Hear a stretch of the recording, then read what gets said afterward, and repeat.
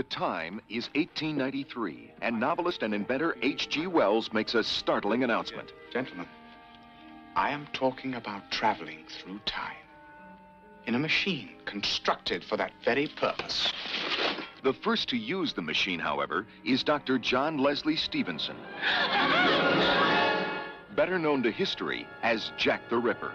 And what was to be a voyage of discovery, in an instant becomes a manhunt through time, from 19th century England to 20th century San Francisco.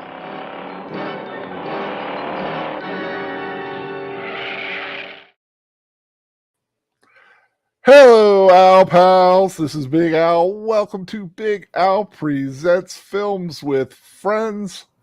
The film from 1979, the time travel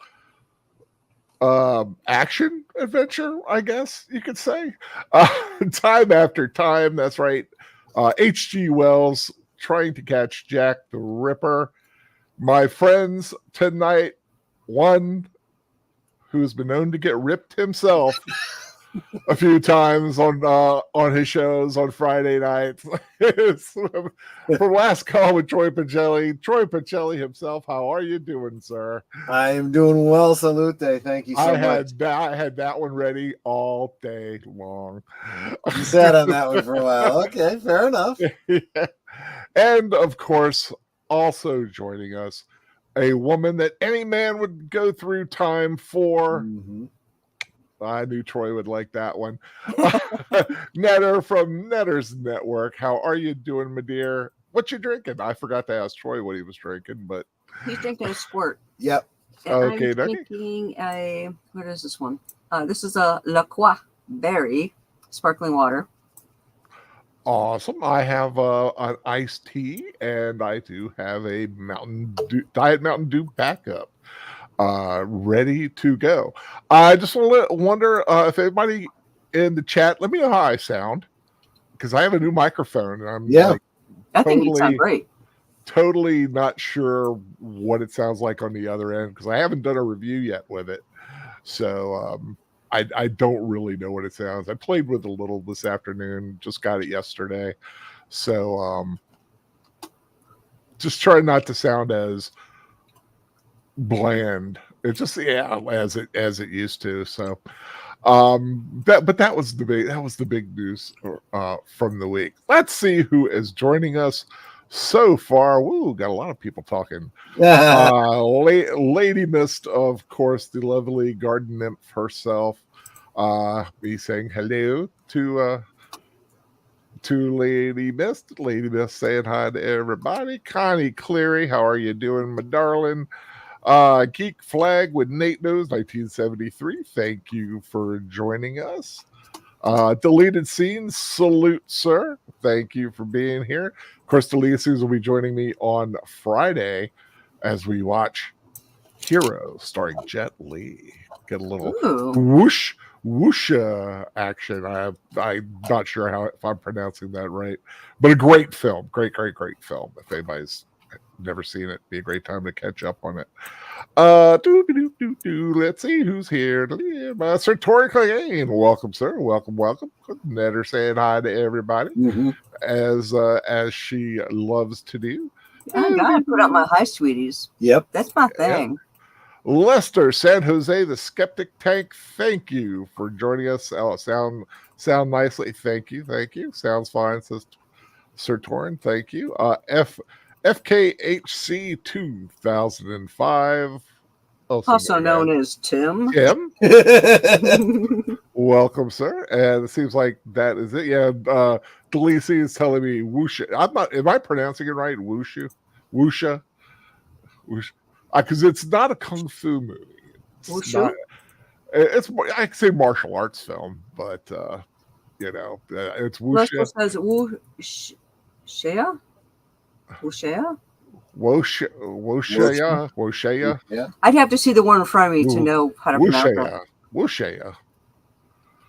Well, that's cool though. But yeah, it's a good film. We're going to be watching it, and we are going to be watching the dubbed one because I just don't like to read sometimes during a film. But time after time, the film that inspired the song from Cyndi Lauper. Is it? Yeah, she was going through the TV guide looking for looking for words that would make good song titles. Oh, And she okay. came across it, and it kind of stuck, and she kind of created a song around the phrase. And that's kind of cool. Film came out in 1979. I was 14. I don't think I saw it in the movie theater. I do think I saw it on cable the first time. Yeah. And it has been a long time since I have seen this. So I'm looking forward to watching it again. How about you guys? You seen it? I'm pretty sure I saw it in theaters when it came out. Cool.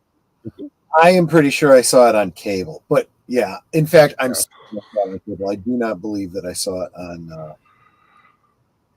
the big screen. Yeah, exactly.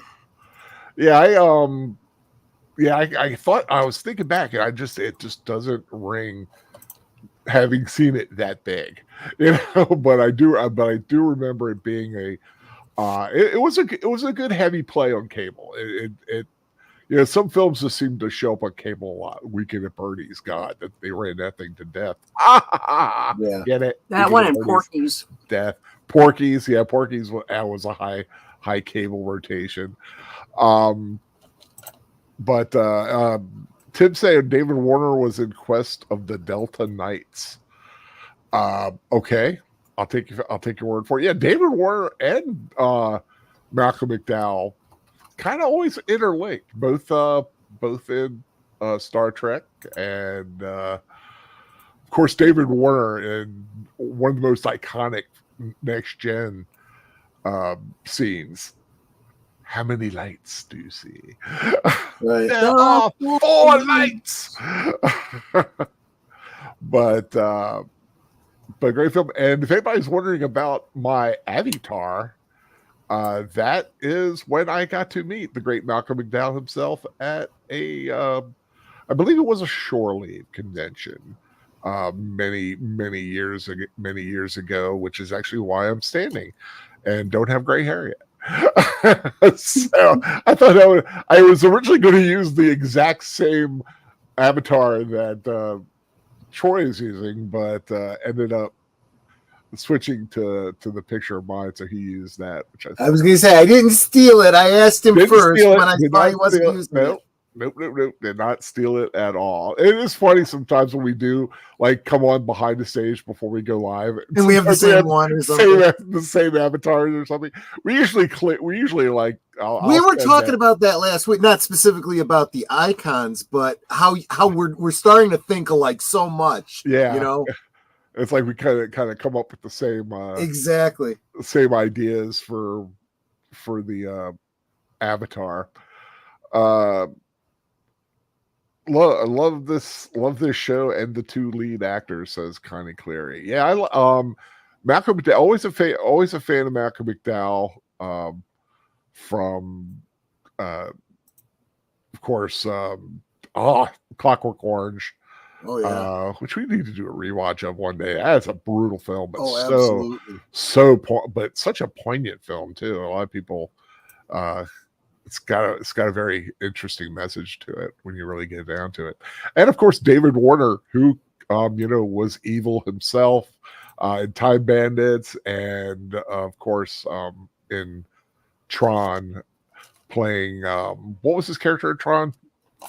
Well, he played the MCP, but I don't remember. No, he had a name. It was I'm sure somebody will pop it in there. Yes, he was. They're reminding me. Yes, he was Caligula in the very infamous film Caligula, which I have seen. Although my favorite Caligula performance is John Hurt from I, Claudius. If anybody's ever seen that, I'm thinking about doing a rewatch of that. Oh yeah, like a separate little 13 episode thing. Yes, he did kill Captain Kirk, sort of, until he decided to resurrect himself in a book. Which I don't believe is considered canon at all.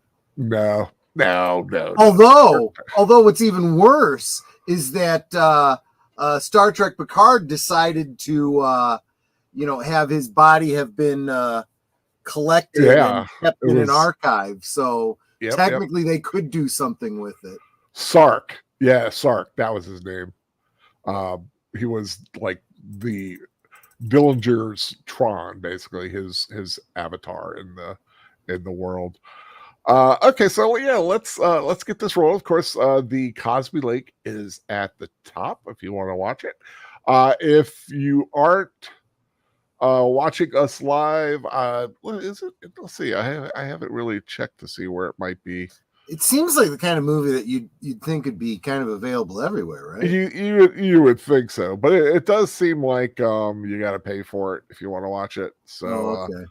Yeah. Unless you're watching live with us right now. Right now, that's right. But I mean, let's face it, we all know it's out there. Yeah. It's out there. How do you think Exactly. I got it? Exactly.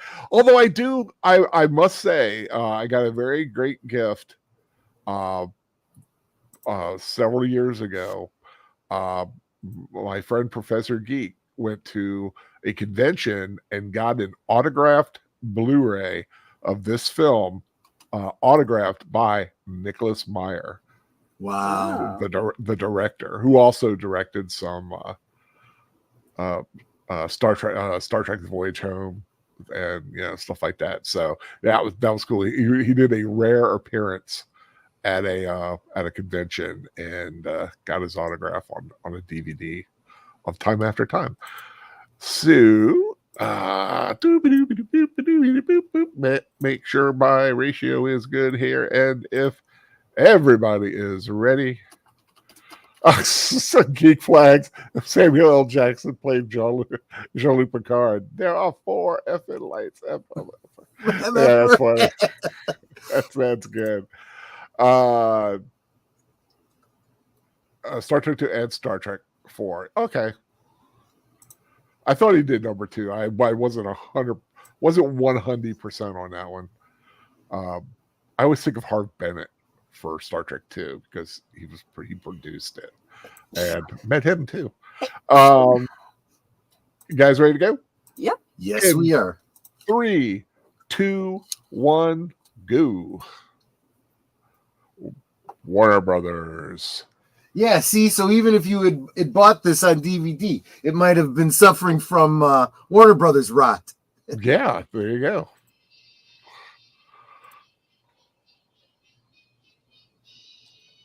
Woo, that's a Herb Jaffe production. Yes, it is. Starring Malcolm McDowell.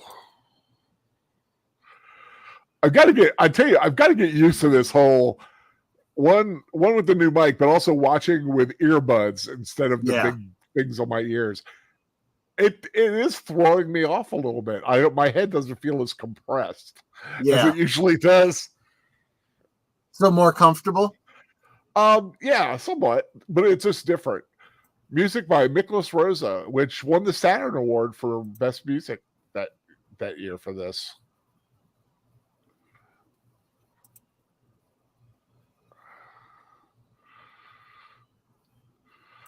Joshua V, welcome. Heard that WB theme just listening to the song named after this movie. Yeah. That's a beautiful song. I just posted a still frame of Ava Cassidy singing Time After Time. And, Ava Cassidy singing. Someone else had gotten what's her name? Cyndi Lauper already. So I was like, yeah. Ava, I prefer the Ava Cassidy version. Well, Ava, I mean, I remember we talked about it last week. Ava Cassidy, just such a beautiful voice.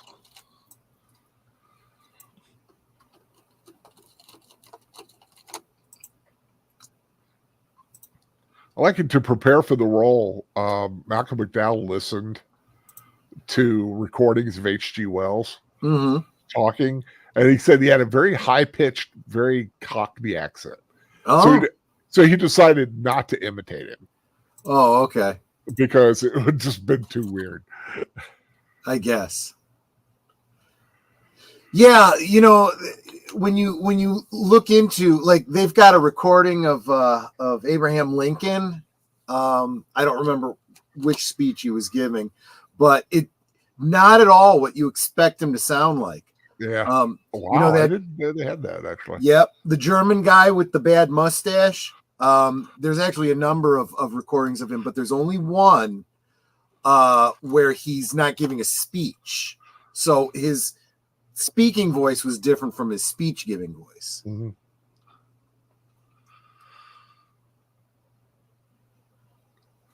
Always fascinated by the Jack the Ripper murders. Yeah, me too. What's hard though is that there's been so much put out about it and so much speculation. Mm-hmm. And it doesn't all jive. It's like there's definitely a copycat in there somewhere, you know? Yeah. So it makes it hard to get to the truth of the matter. Yeah, I mean, and like I said, today, I mean, it even covers a little bit today in this film. Today, he'd be considered an amateur. Yeah. Yeah, that's true. Known for his ladies of the evening. What's interesting, though, is he does follow the pattern of the escalating serial killer, mm-hmm. which was not common back then or not known. You know, it's become more common since like the quick thing. And then, like, I think the last murder was he had his time. Yeah. Mm-hmm. But yeah, I mean, it's so interesting aspect of history to look into, the Jack the Ripper murders. Yeah.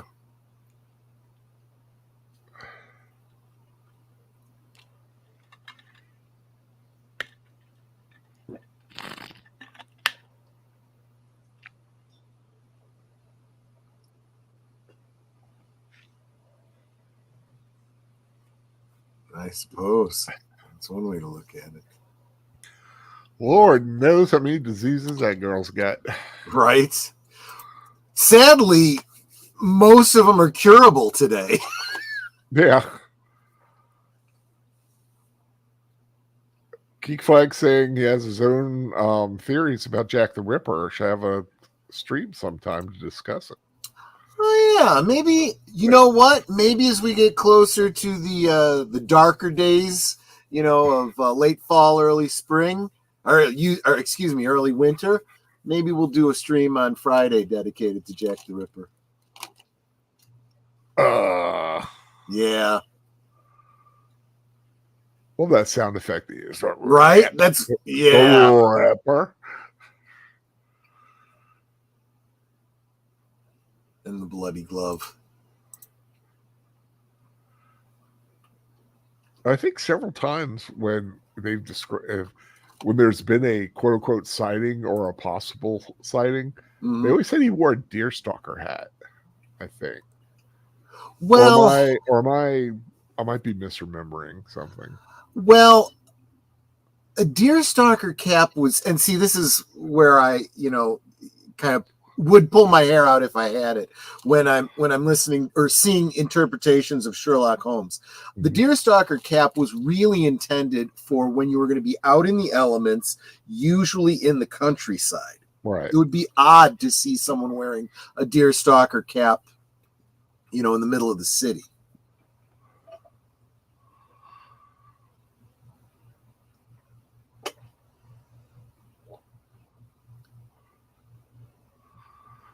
Now, see, I definitely feel like this definitely echoes the opening and closing scene from Time Machine. Yeah. The Time Machine, you know?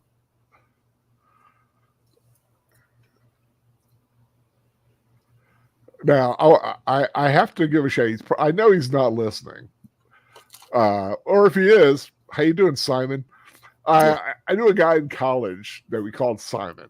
That was his nickname. His real name is James. But he looked exactly like Malcolm McDowell as H.G. Wells. He had the same mustache. He had the glasses, the hair, the same face shape. He would have made a perfect like brother character for. I feel like I'm saying that to Tim all the time. LOL, but ew. Well,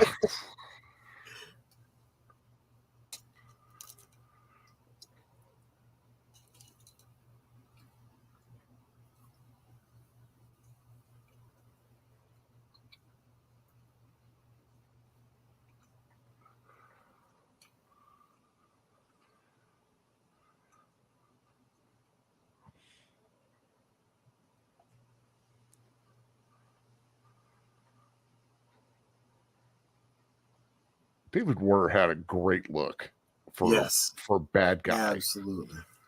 Very distinguished, but you could see that hint of darkness in him. Oh, yeah.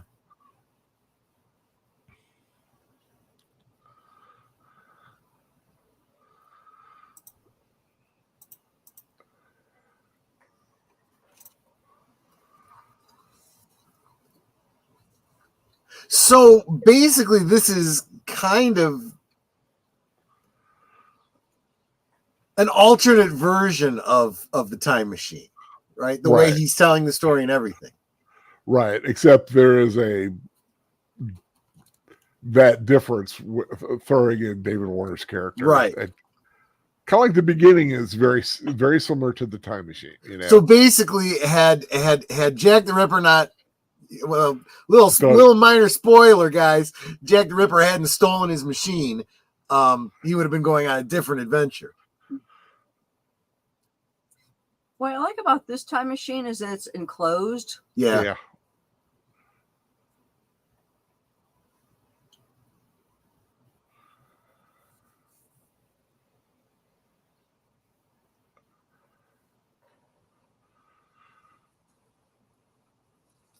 Solar powered. Yeah.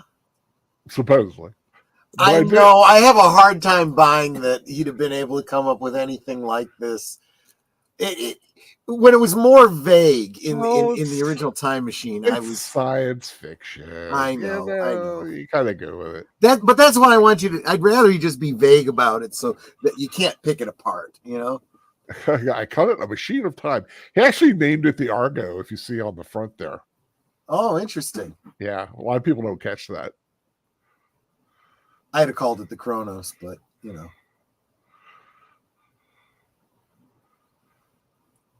Well, Argo is very suitable. I mean, yeah, Jason the Argonauts. See, that's an important line there. Yeah. The safety feature that it returns to its original point.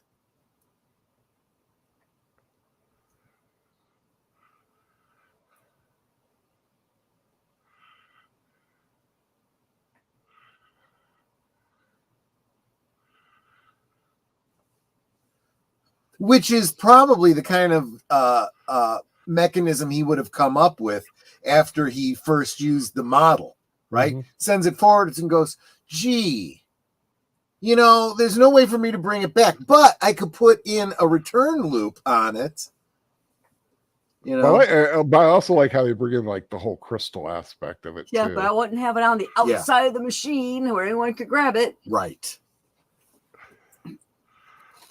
Well, his character is a very trusting man. I mean, right. Which is kind of part of why he does what he does. He tries to correct someone he had trusted. He has to counteract it.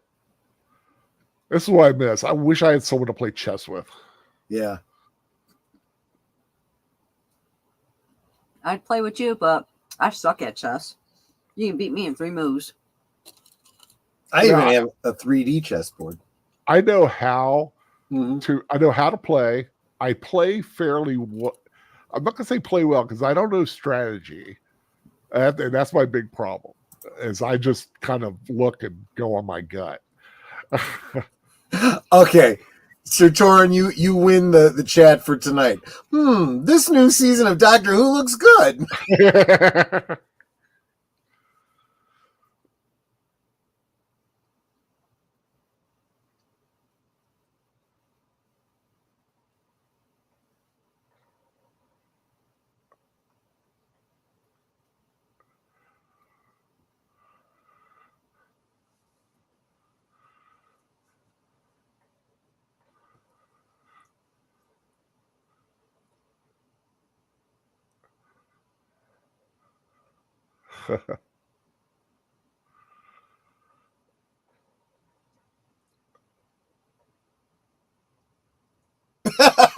They all just look. I think they're all just and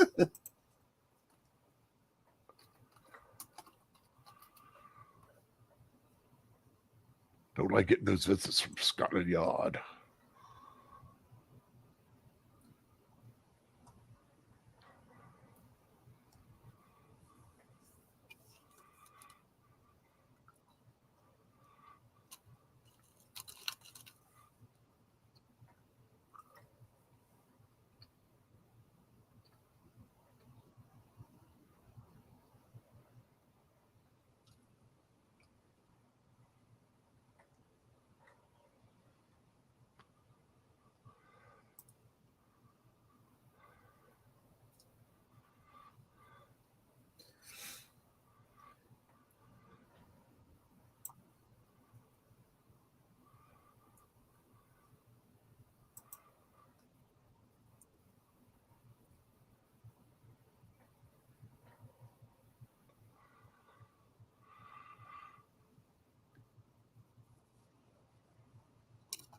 Dun, dun, dun. You've stolen the time machine.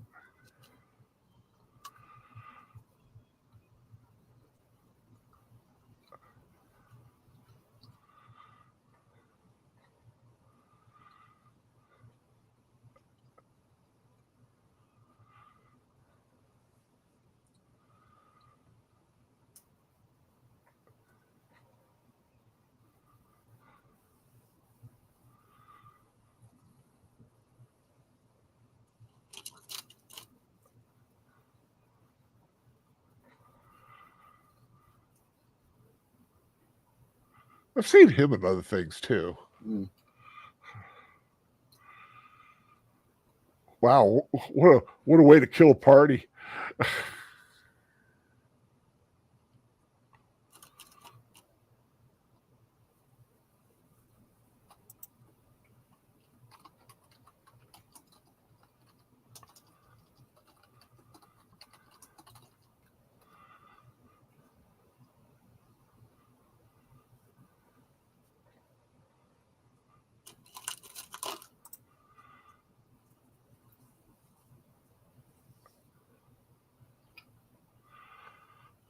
Ding, light bulb. yeah.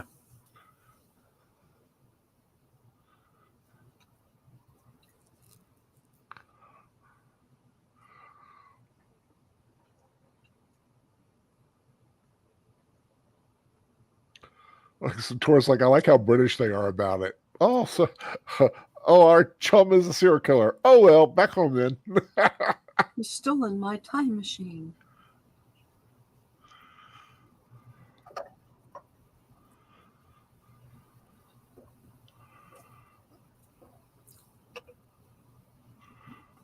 Okay, he knows it's going to be returned to him because he's got the key. Now it's just a matter of waiting.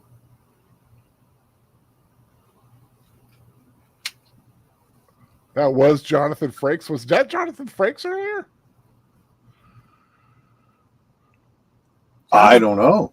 Jonathan Frakes is in this movie? I don't know. Let me take a look. Delice's posted something, and I'm like wondering now.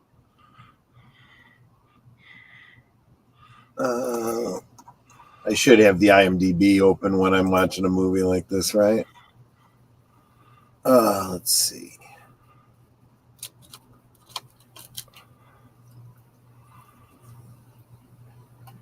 Doesn't look like it. Let me see the full cast and crew. I'm looking. Yeah, I'm looking too. I don't see it. Don't touch it. The door's going to be hot. Nope. The only Jonathan I'm finding was West. He was a camera operator.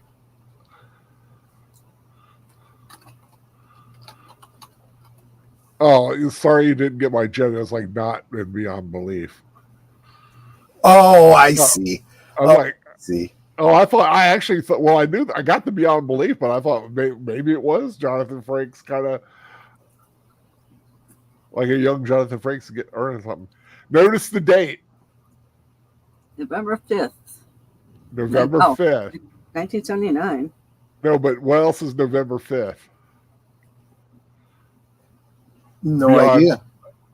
November 5th is when Marty McFly went back. Oh, I never thought about that. Yeah. And Lynn and the Voyage of the Time Rider guy, Lynn Swan. Lynn Swan, right. Yeah, Time Rider. Also November 5th.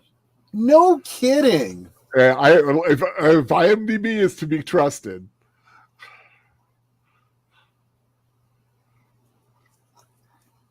He's taking his flask. Why not? might need a nip. Right? Well, he was saying he didn't have the nerve, so, something to help his nerves. I get thinking he may need to sell some stuff to get some Right. money.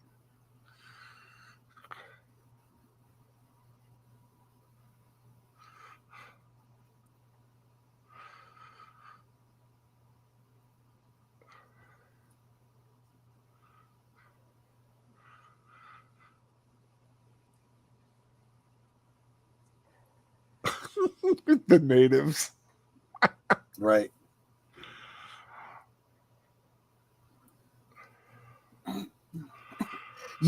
As I think about it, his currency might actually have value as collectibles. That plus if he has anything that's gold. Oh, definitely. Yeah. The gold chain. But as he was getting in there, I couldn't help but think, man, he does look like Matt Smith's doctor. The way he's dressed. I like that. I like that look.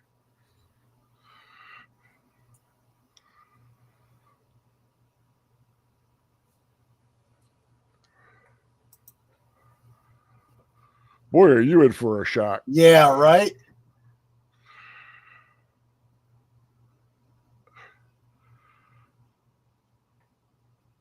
I love those late 70s effects. Yeah, exactly.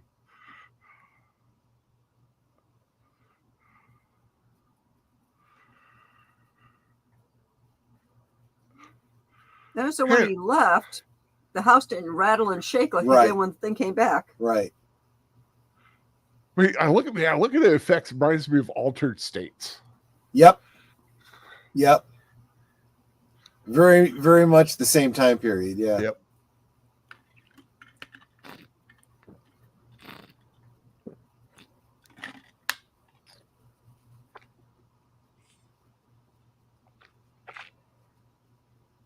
I love the looking up at the light or the what do you call it?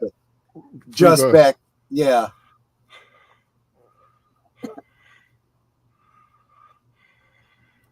I mean, they were very keyed into homaging the time machine. Yeah. In a way that solar capture device on the top functions a lot like the spinning device on the original machine.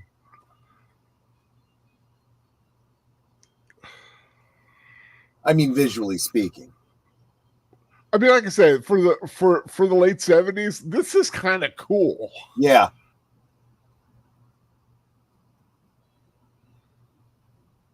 Actually, there's a few shots that we get makes me think of some of the devices in Willy Wonka the Chocolate Factory. Yeah. Like Sator's like, I've unleashed a maniac on Utopia. No, San Francisco in the 70s. He may actually improve things. You got a point.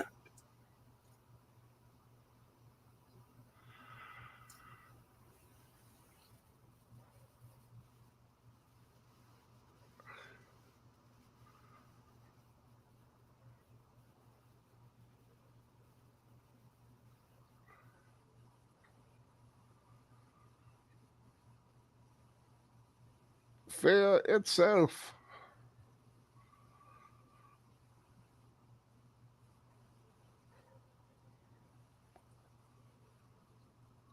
In the 2 weeks ago when we were watching he saw World War I, World War II, World War III. Well, wait, maybe he didn't see World War II. I'm not sure. Well, no, he did. Remember he got out and he saw the Blitz. Right. That's right. And he realized it was actually a different war. He thought it might have been the same. And then war, when he went further ahead, it was to the nuclear. 60s, it was nuclear. Yeah. Oh man, that's right. The Israeli athletes. I remember that happened. Yeah. So if this was an alternate timeline, okay, let's just consider that for a second. That both movies represent the same character in alternate timelines. If Jack the Ripper hadn't stolen his machine and gone forward, Corey Feldman. That's Corey Feldman. Yeah. Yeah, well, Corey Feldman. If Jack the Ripper hadn't stolen the machine, gone forward in time, we would have had World War III in the 60s. Maybe. Not entirely sure what the causality is there, but, Kind of like I don't want to say the butterfly effect, but, like what they say, you could change it. A butterfly beats its wings on the other side of the world. Yeah, exactly. Yeah. But it's probably, because there's so much we don't know about the politics and whatnot that led to that war in the 60s that we saw. So we don't know what might have.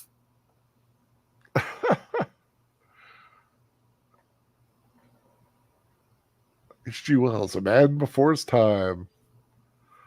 The lead scenes picked up. Yeah, it was a kid, Corey Feldman. Unearthed by workmen in London 2 years ago.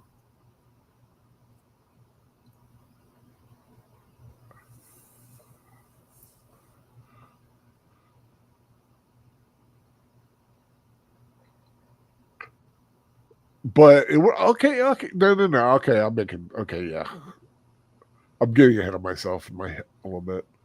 H.G. Wells, age 67.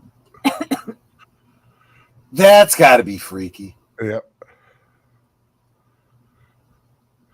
Although I would love to see that exhibit. I need to go into my desk and get my spare pair of spectacles.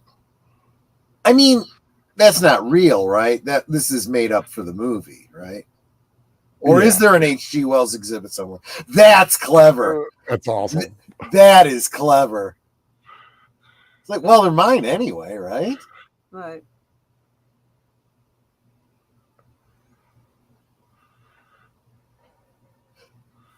Which I suppose causes an ontological paradox, because it'll be those glasses that he goes back in time and leaves in that drawer for him to find in the future, which means those specific glasses are aging infinitely.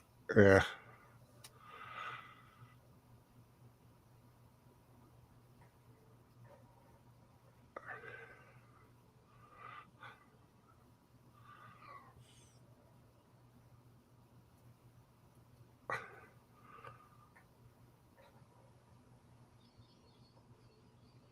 Oh gosh. What the heck's going on here? So that's how people of this time dress. No, that's how people of this time dress.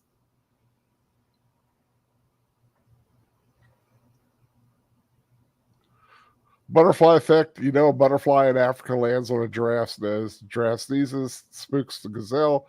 Gazelle bonks to the rhinoceros, and the rhinoceros blindly stampedes into a phone booth, calls New York somehow, says, "Hey, go kill that idiot Ron for a suitcase," because the rhinoceros speaks English.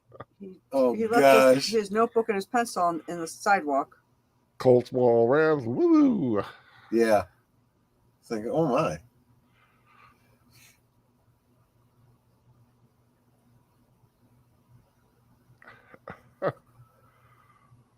Yeah, he was only supposed to travel through time. How did he travel through states?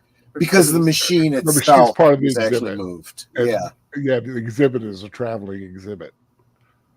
It was the perfect way to do it. Cults wall around.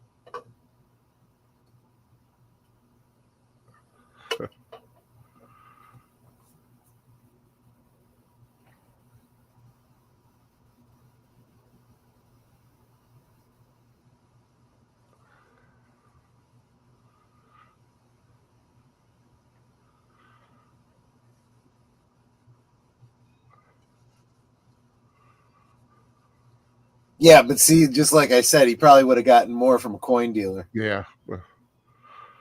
Bank of the Orient.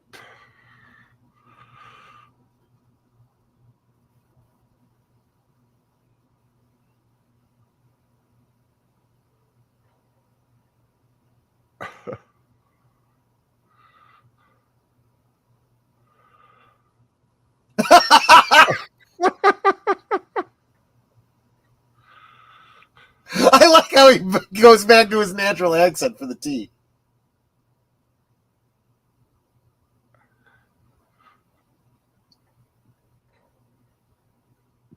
That's exactly right. Yep.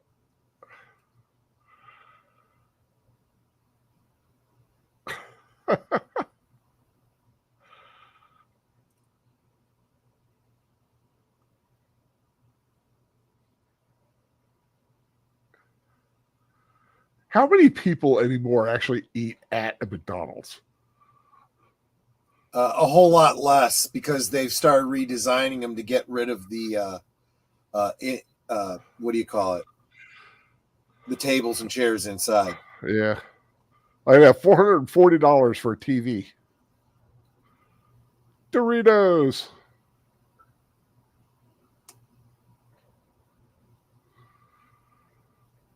Yeah, there's a lot of different banks. Antique jewelry appraisals.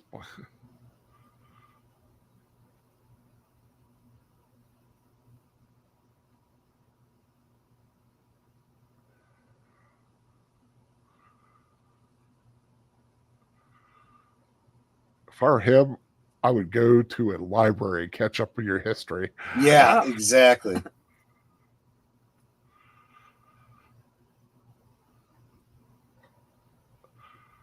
So Torquay said, there's a part of me that's laughing at his socialist dream never came true for now.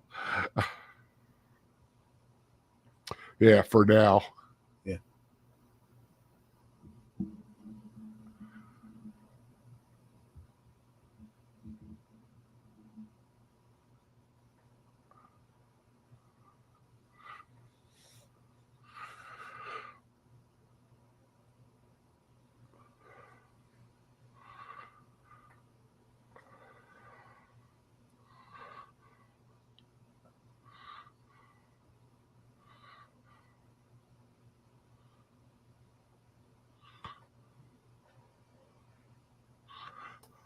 Yeah, that don't fly in quote unquote exactly. Modern day.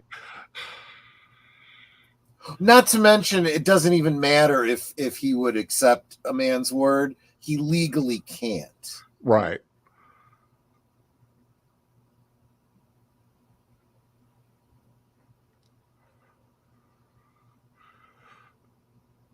Not exactly very good shoes to be walking in San Francisco. Well, he's also walking uphill, downhill. Yeah.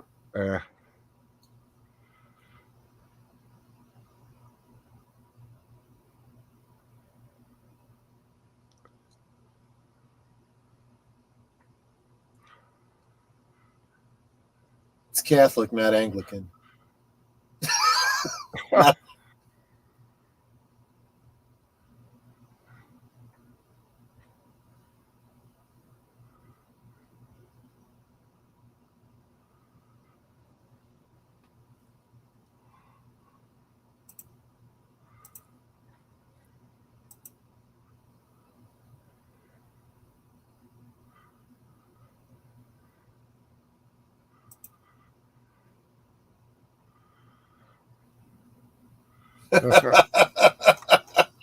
There is a bit of irony there. He was warm, hot all day. Now suddenly he's freezing. San Francisco does not get very temperatures like that. So the fact is that towards the end of his life, H.G. Wells was pretty much atheist, but when he was younger, he went from Christianity to theism.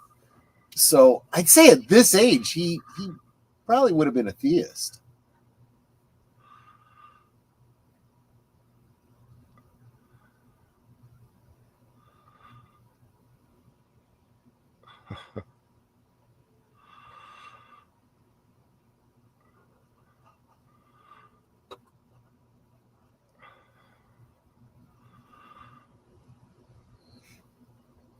And you notice his outfit is, a bit anachronistic, but not so much so. Right. You know? I mean, men's suits really. I mean, You just found a British bank. They stay partially the same, but like things with like the height of a collar, the length of a probably the only thing people would look askance at would be the deerstalker cap and the bow tie. Bow ties, I feel like we're always a little bit. Hey, bow ties are cool. They're cool in that they're not popular, so they stand out. Geek Flag saying, why is he in San Francisco? Shouldn't he still be in London? Remember, they found the time machine buried in London, and it's now on display in San Francisco at a museum. So he literally went to where the machine was in the future. When he's in the machine, he travels with the machine wherever the machine is.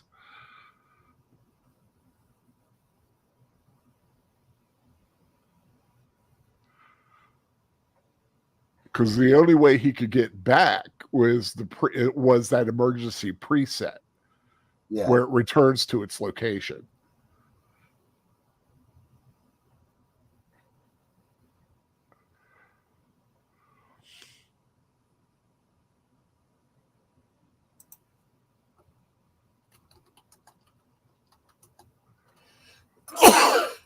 God bless you. Thank you.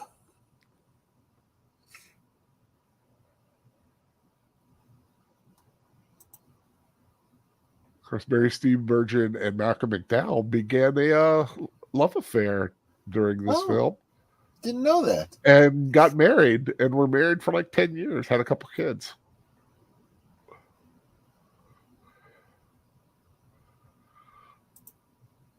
You didn't know they were married? I did not. Yeah, they were married for quite a while.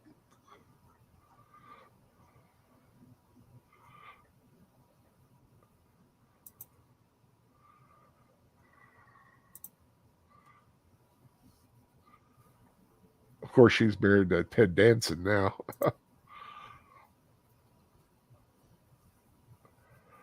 That's not Amy.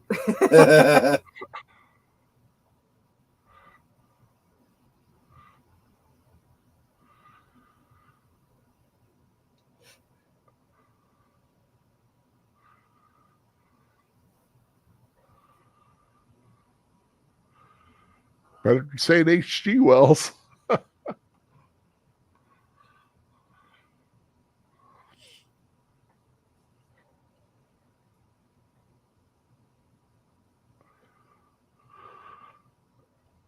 She likes them odd and dirty. He's not gay, and I love the way he talks.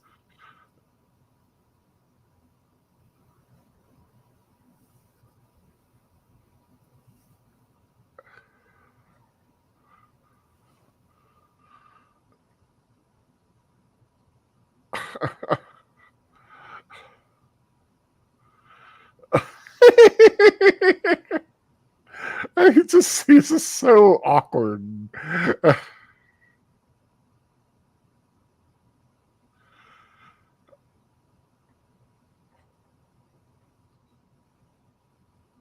uses his giant forehead to shield him from the rain. I know.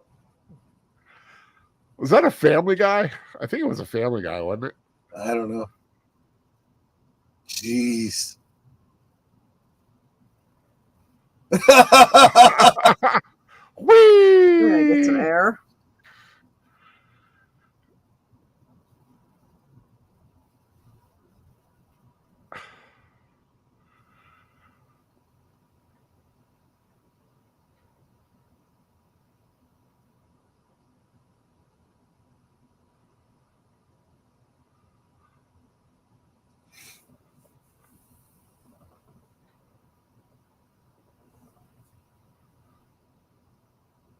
what I want to know is, where did he get the money belt and all the money?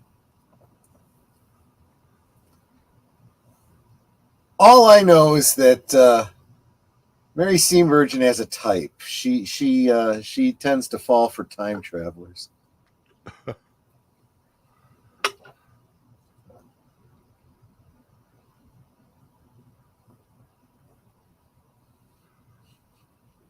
Yeah, Doc Brown. Yep.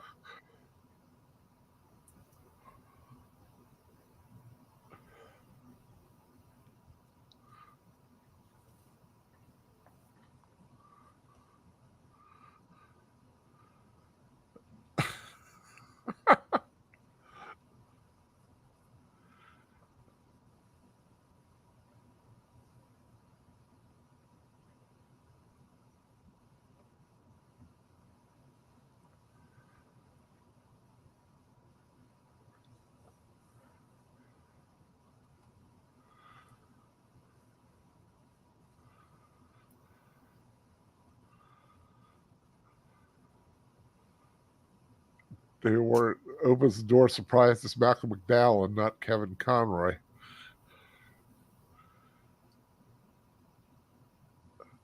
Are you talking about when he played Ra's al Ghul?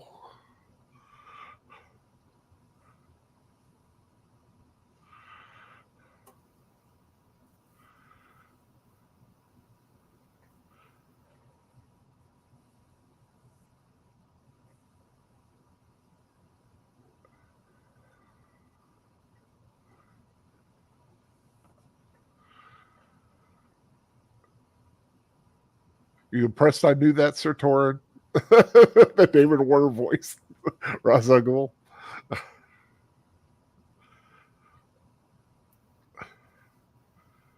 Malcolm McDowell did some voices too.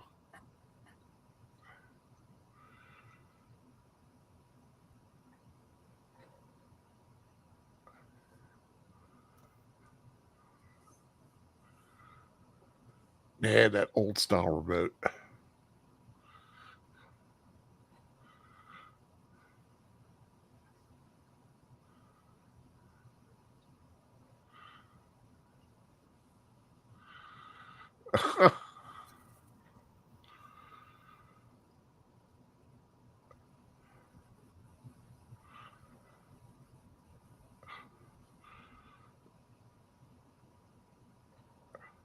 Yeah, that's got to be pretty horrifying. All of that.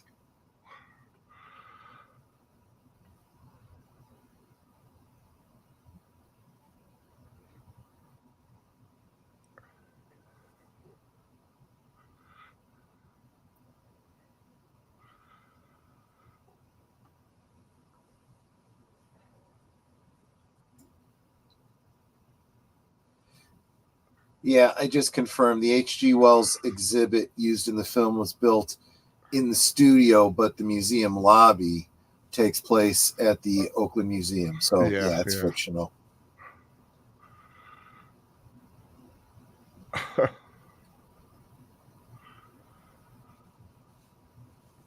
Interesting conundrum. He's got him as like, do I try to take this man back? Or the fact that he is a rank amateur here. Yeah. And then look at everything that's going on. I mean, you could be very tempted just to let the future police deal with it. Yeah.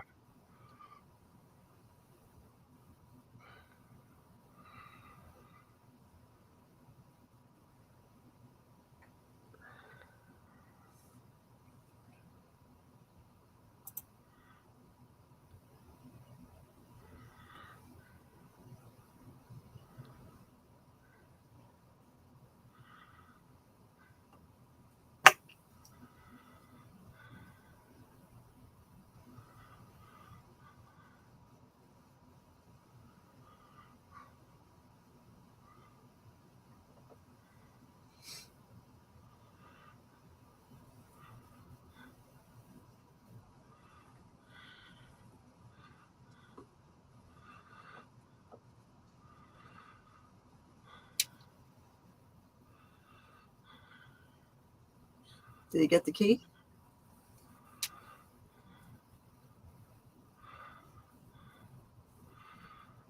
That was kind of a low blow thing to do, take his glasses off. Yes, but at the same time, you'd never hit a man with glasses. True.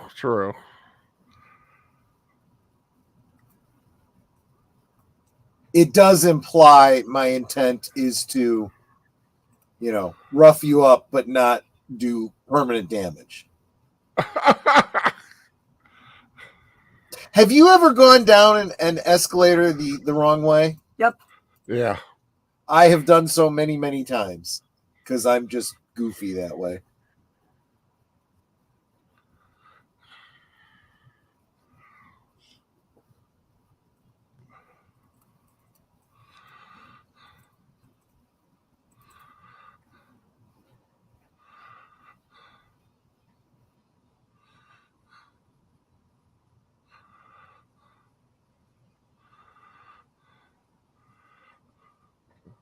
There's some twisty, turny stairs going on there. It seems like it's not the first time she's found two men rolling around on the floor. San Francisco.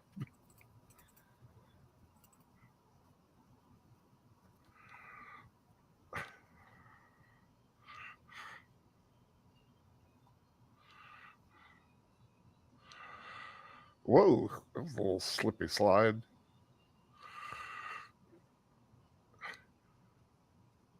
Look how far away he is. You're not going to catch him.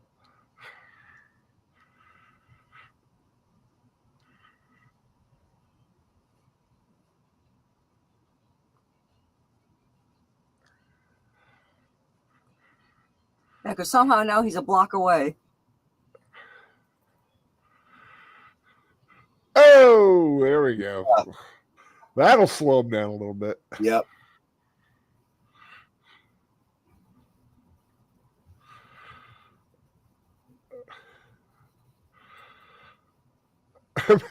Man, this Time Cop sequel is weird. That's a good movie. I'm thinking about that for next year sometime.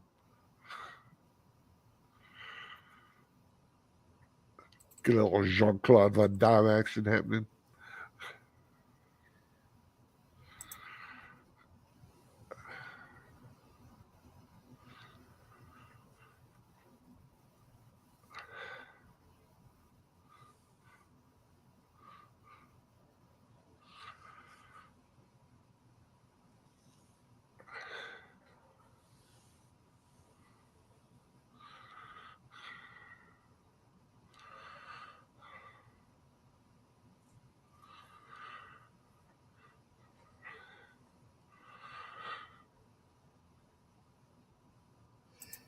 That's an interesting thought.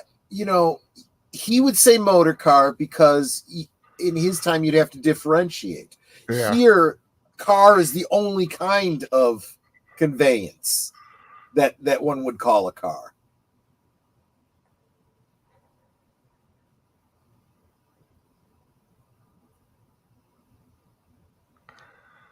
I would have to see him. Right.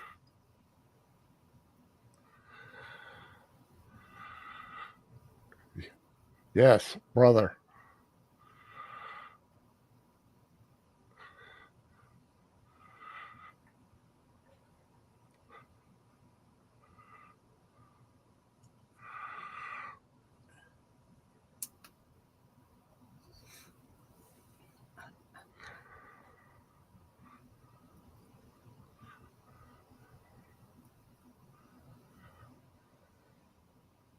And honestly, in a hospital like that, if someone's died and you're not family, they would be looking for an advocate, even a friend or whatever. That would be acceptable. Once somebody's dead, there's not a matter of consent. Mm-hmm.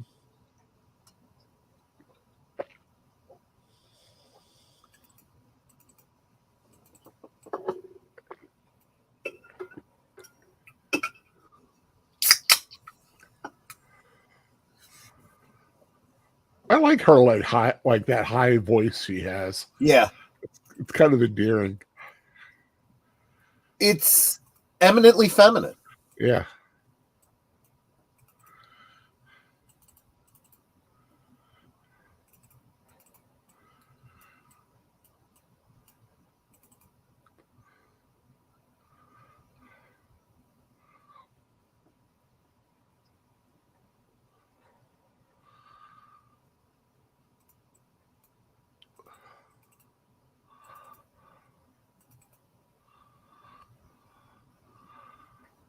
That's Sir Torn. Yeah, well, interestingly, it is generally considered to be a misdemeanor. So, yeah.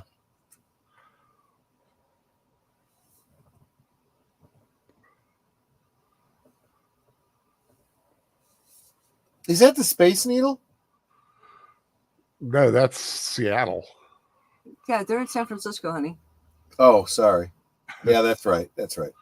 Just a rotating restaurant.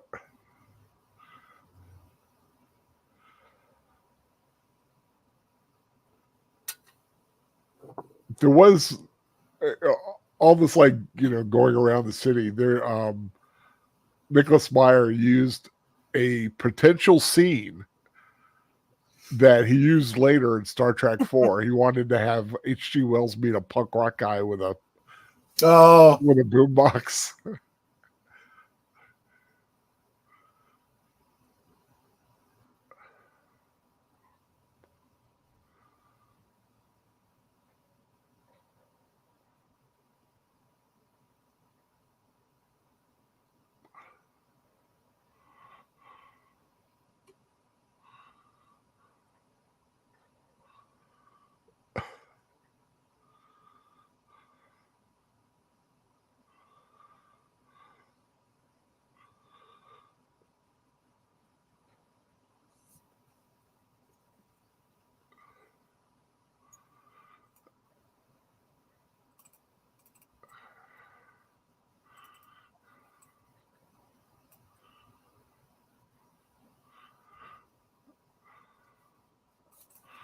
Yeah, that used to be a cigarette brand.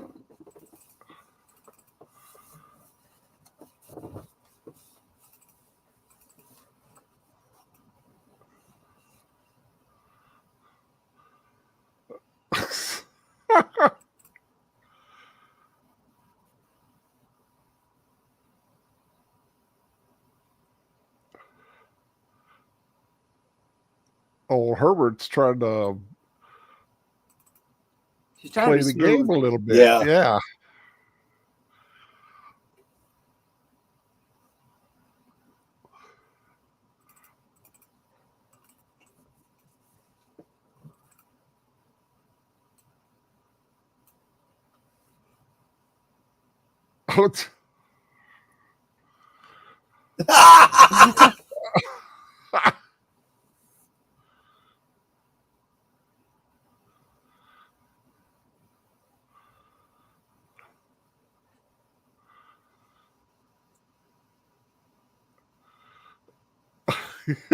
She is a TMI girl. Yeah.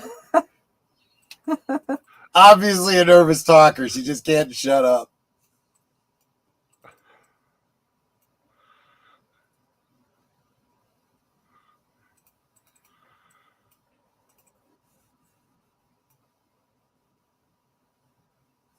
See?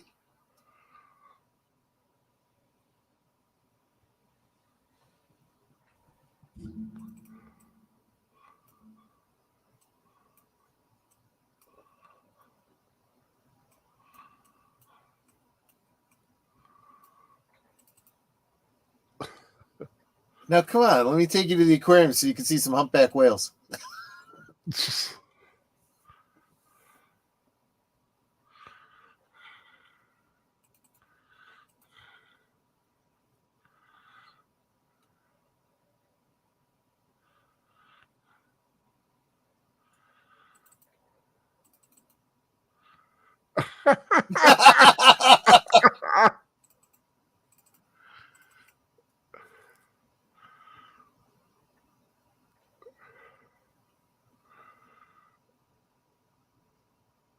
Paying attention that's going to come in later. And luckily it's automatic transmission because he'd have an interesting time trying to figure out a clutch just from watching someone.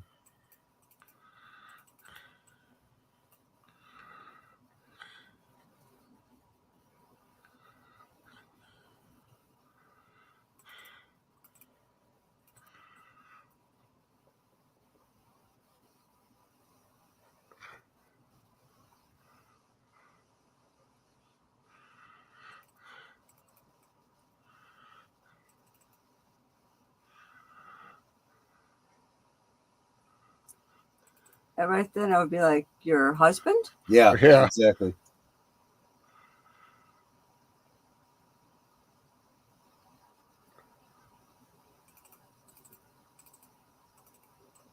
They're an indoor.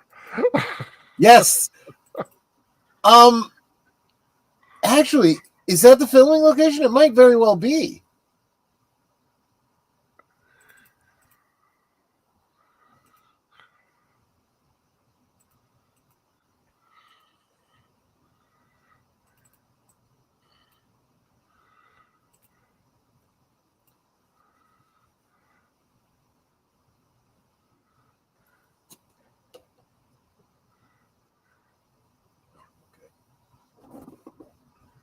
I just opened one.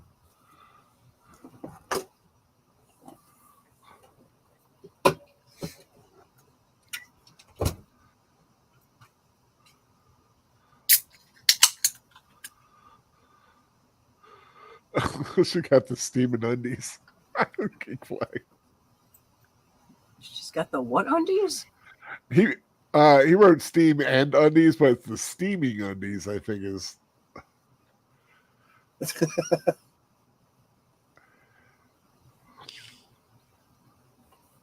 That's right. He was divorced, and his second wife's name was Amy.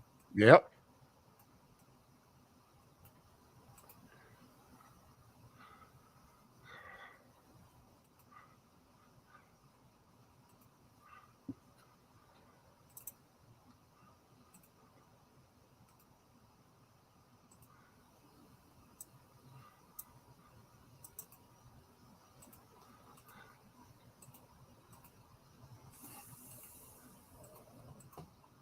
The only thing is, I can't think of a historical Dr. John Leslie Stevenson, though.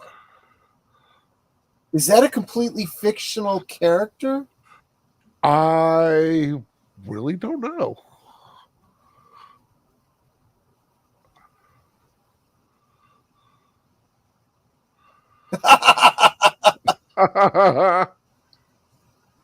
The Exorcist 4.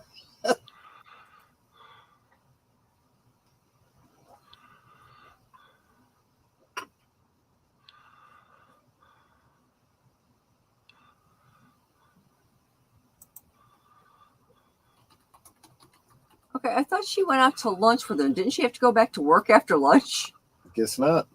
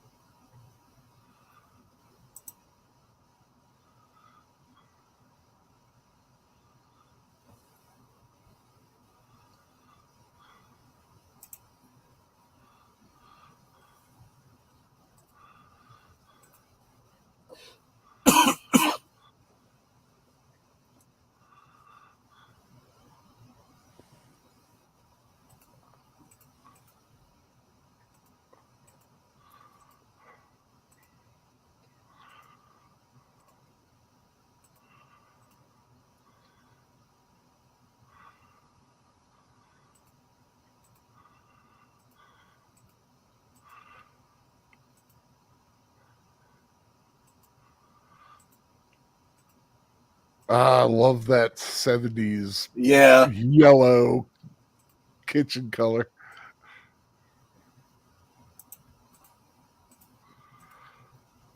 Oh, look at her Mickey phone. Yep.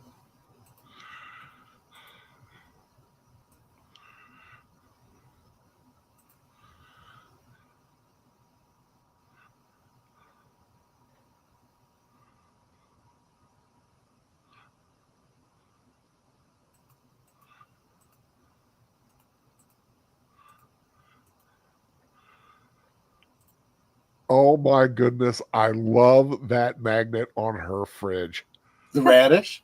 The big, I think, isn't it well, it could be a radish. Oh, it could be a turnip. I thought it was a turnip. That's why I thought. I was like, it's a big Makes sense. turnip. Yeah. I love refrigerator magnets.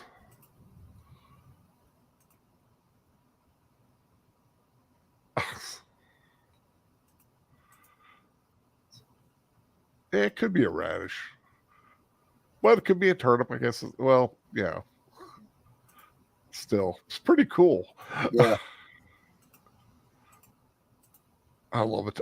I always think fondly of turnips. Oh, jeez.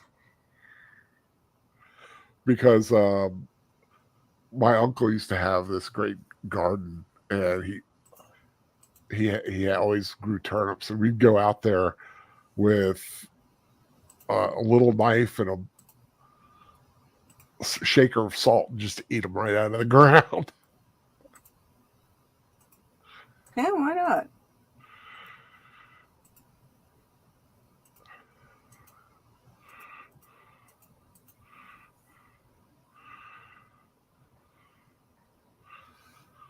He's getting that itch. Ooh, exotic lady wrestlers. Oh, so there was a suspect named John Henry Stevenson. John Henry Stevenson? Oh, okay.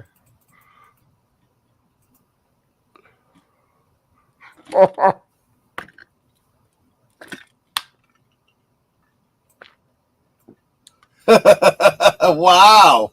She's a unicorn.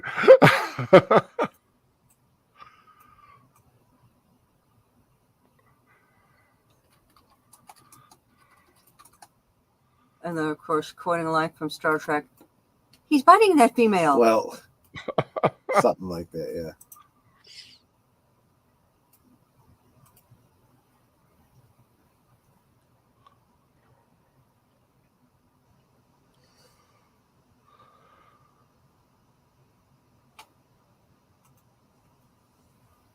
Sir Torgo thought sitting on the couch was the English people's way of having sex.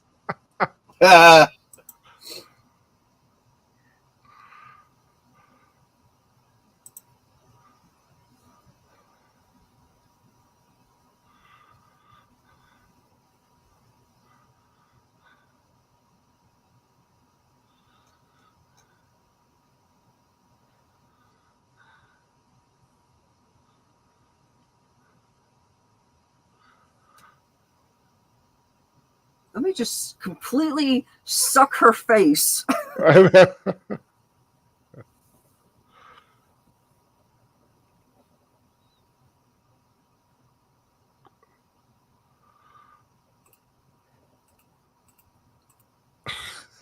can't say shit. That's what it sound. That's what it looked like.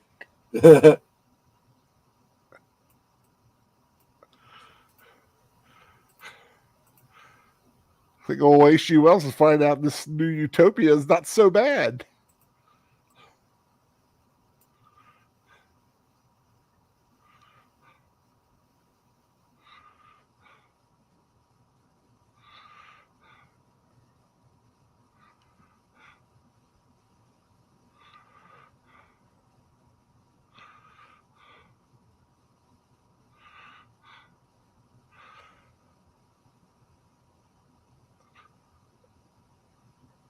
If he's all about free love, she's perfect for him. Yeah.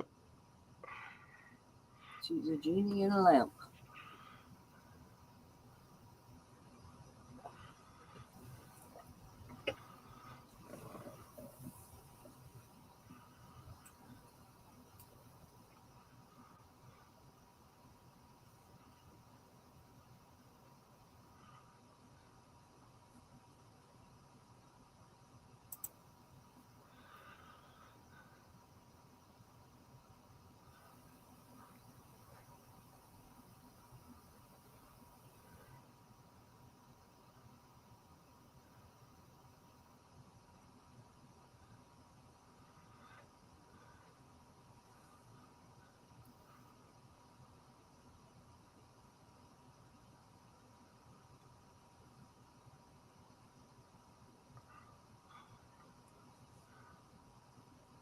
Well, Yep. Job's not done.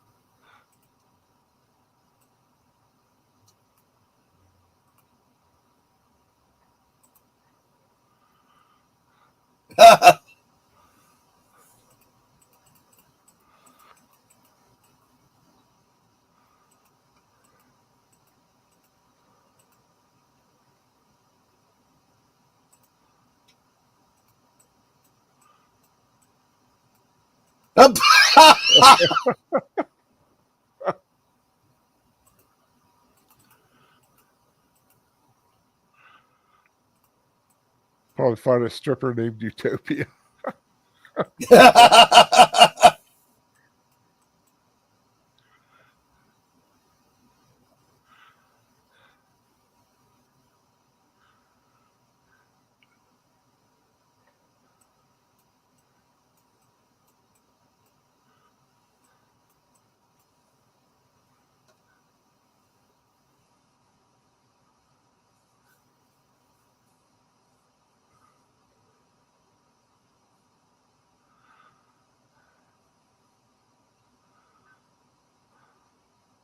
She knows nothing about this guy, but she's trusting him to stay in her flat and not rip her off.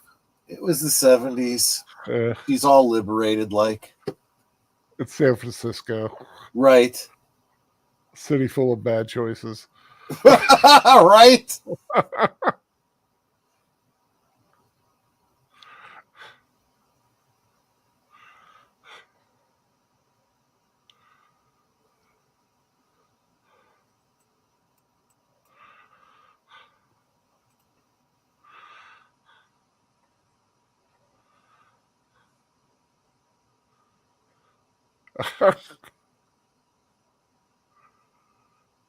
Oh, that's right. We had that model of toothbrush. You could turn it on with a switch, or when you put pressure against your teeth, it would go.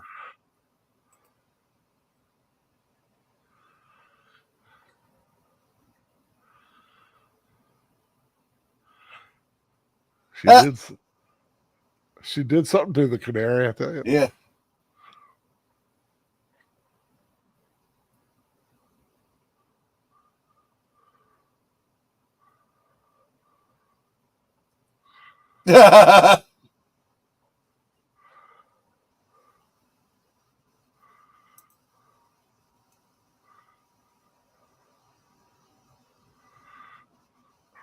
Herbert.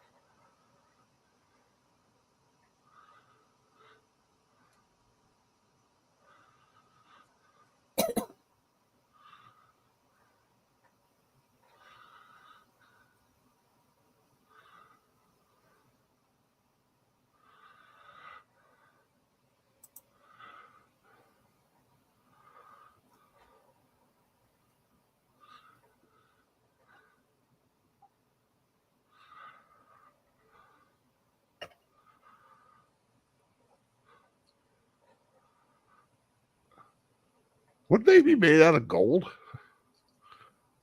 And Herbert's not going to know how to answer the phone. Well, he saw her do it. Well, he saw her do it, but he's not necessarily going to know what to do.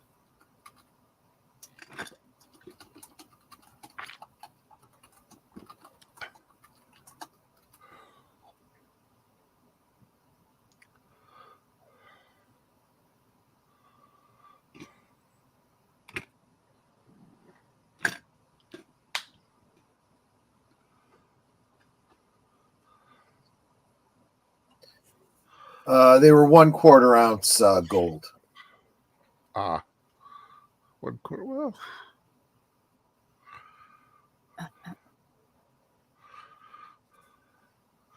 I never could figure out the British. Well, I know they changed over. Yeah, they did simplify it in time. I Because they used to have like crowns and sovereigns and guineas and shillings. Yeah, you also have to be careful because a lot of their coinage had multiple slang terms, so it could get very confusing very quickly. Like a bob. Yeah. I mean, I've seen enough British sitcoms to kind of have a general idea. But it's the older currency that always fascinated me. Yeah. Over time, they eliminated some of the less sensible denominations. They did simplify over time.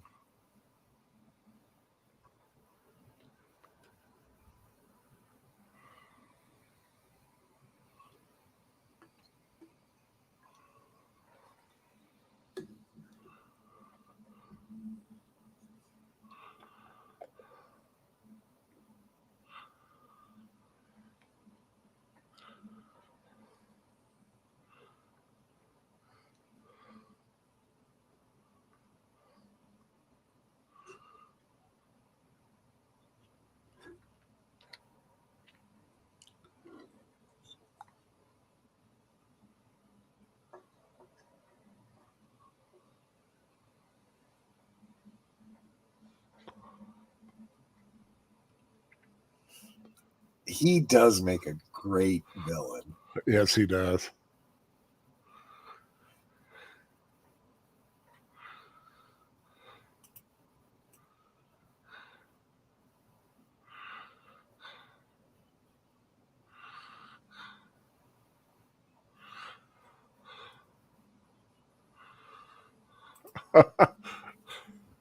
I'll be right back.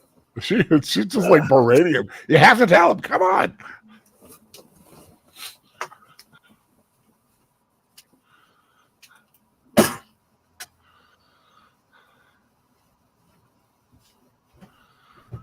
Flaxen hair.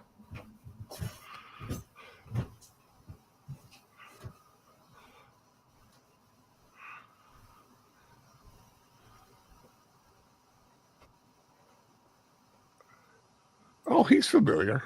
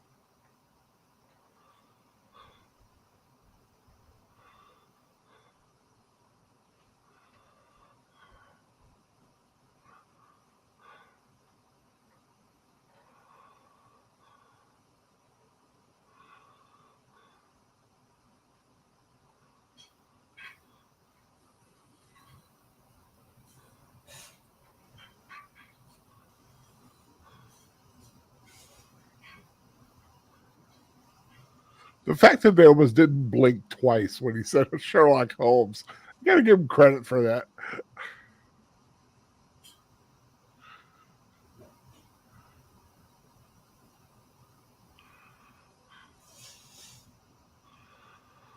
How do you know where she lived?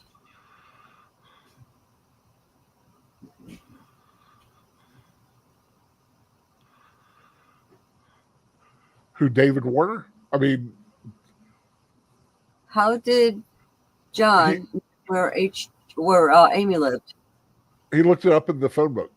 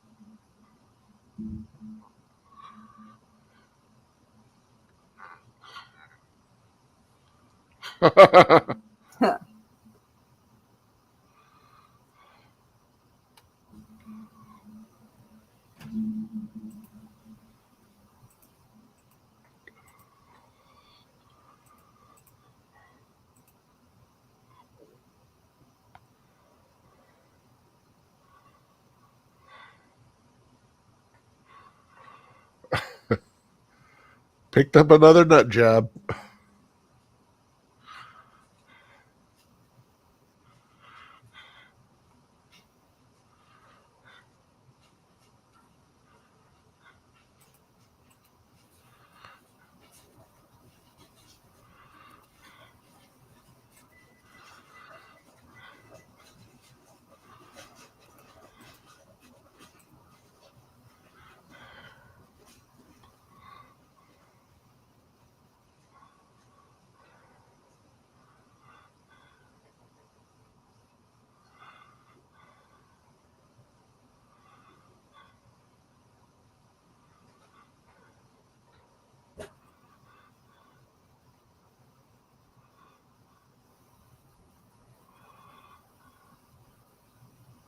Right?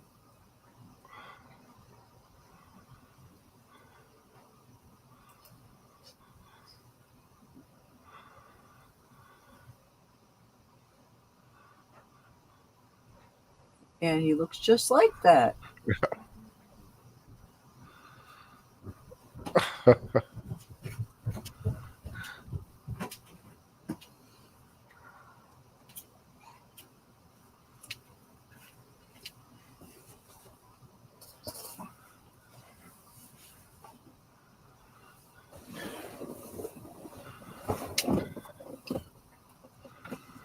Oh, Patty Darmanville.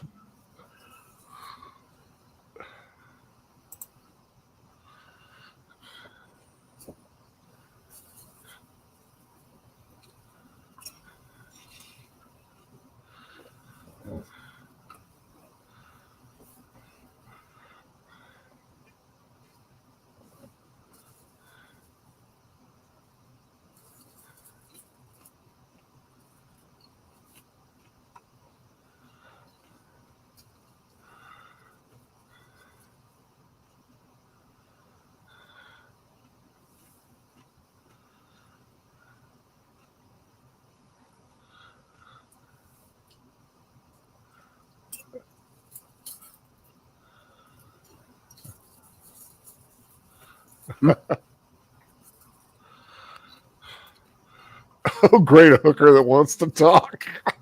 Yeah. I thought that's what you were paying him for, to not talk.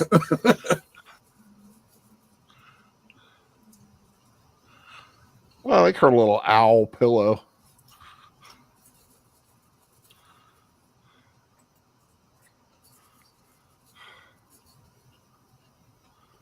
It's time for you to die. Yeah.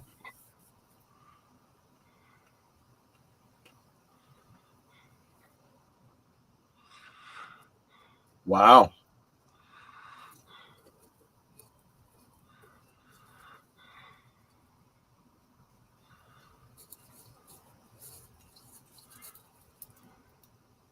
Don't they check the loos before the museum closes?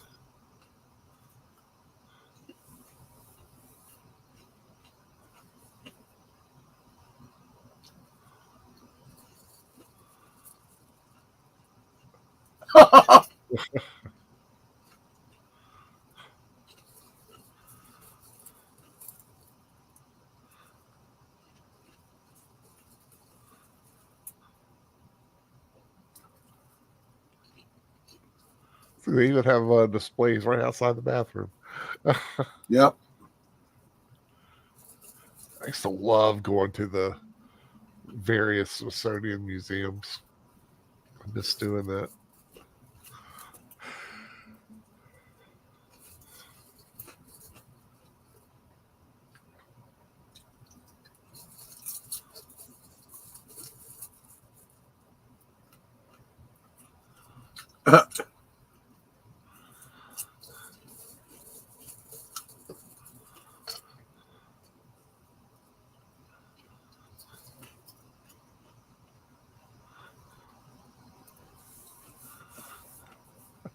Oh, is it a 2-seater? He's making it a 2-seater. She's sitting on his lap. Ooh.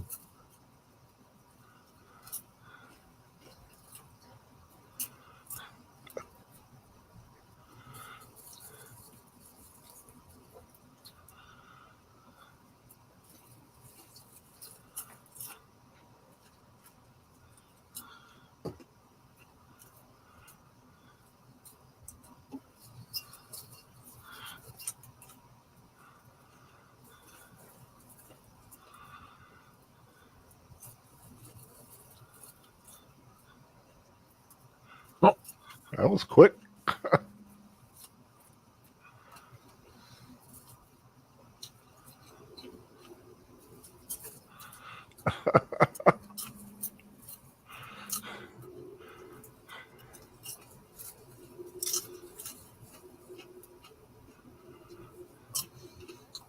Well, I'm glad that you are entertained, Emery. We're watching a movie. If you want to watch along too, the link is up above. Yep.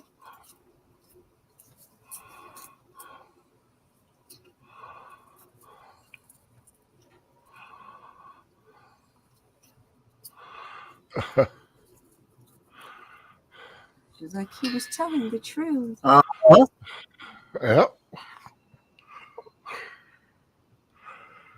What is go to the lottery pages. Yeah. It's like extraordinary claims require extraordinary proof. There you go. Oh, yeah, the front page. I guess she's dead.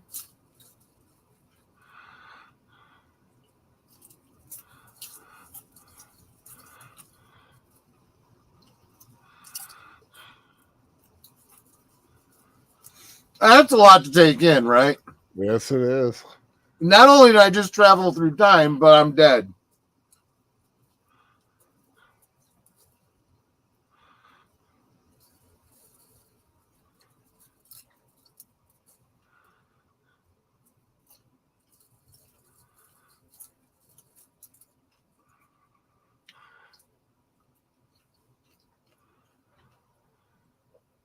Well, at least he's not doing like Dr. Brown, talking about time paradoxes and, destroying the time continuum or something.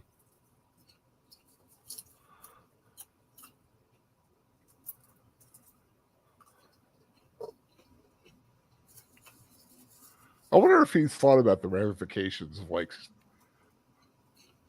doing things like that.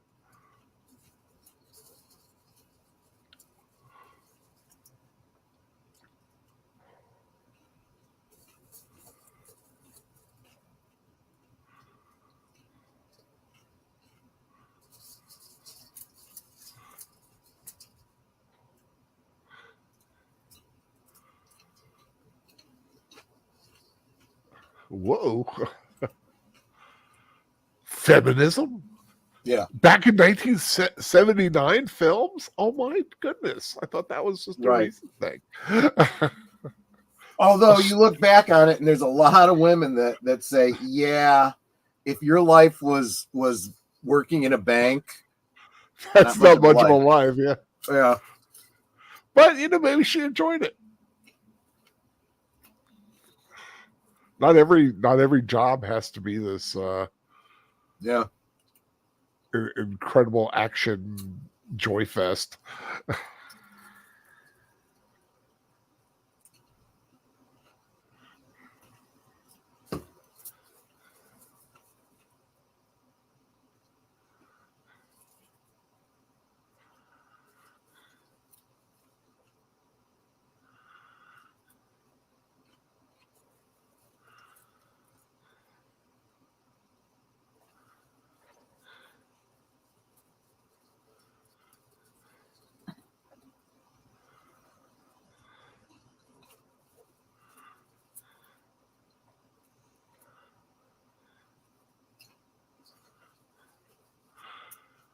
Oh God, look at that wallpaper. I know. Is that mushrooms? Or flowers. But yeah, no, I think it is mushrooms. If it was mushrooms, I would love to have that wallpaper. We're just that weird. It is kind of like, that 70s show. Yeah.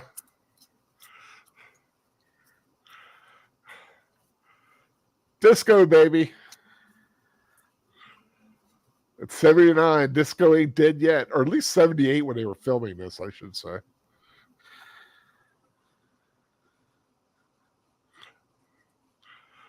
I was thinking about Saturday Night Fever this afternoon. Oh, yeah? Yeah. I was thinking back to the films I'd watched at drive-ins. Oh, sure. And Saturday Night Fever was one of them. I can't remember the name of the film that was with it, but it starred William Catt and Susan Day. Some weird romance film.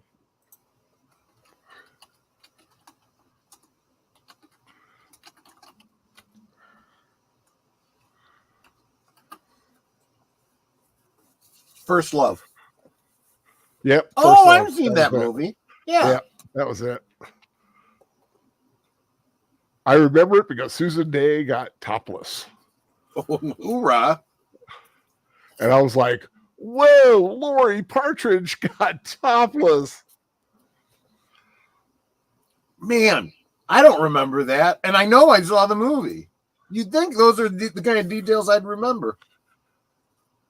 If I remember correctly. Well, she also in, I think the Looker with Albert Finney. Oh, okay. Yeah, she got topless in that too. It's like her breasts were afraid of the dark. Okay, she's known this guy like 48 hours and she's in love with him? Well, it's a 2-hour movie. They kind of got to move the story along. Yeah.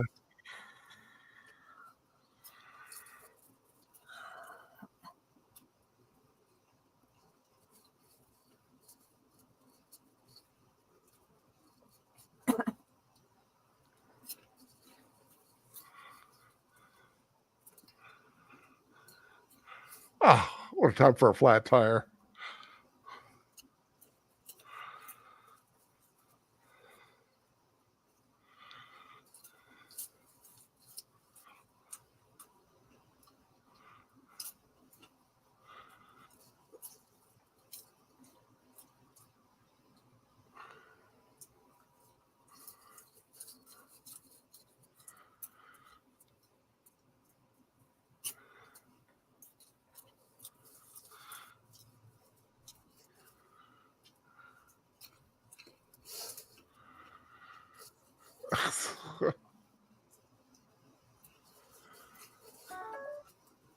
Read the instructions.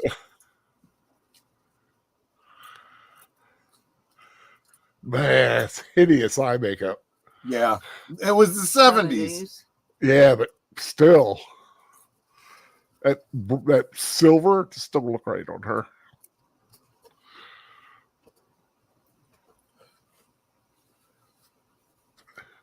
Actually, I actually have pictures in my family album where my mom had eye makeup like that.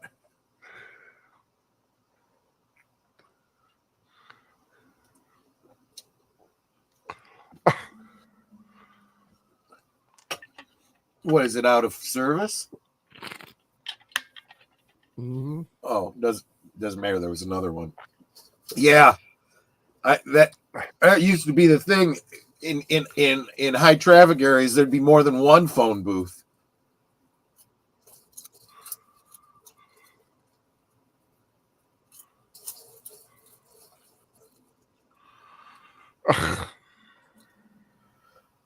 Oh, that was not smart. No.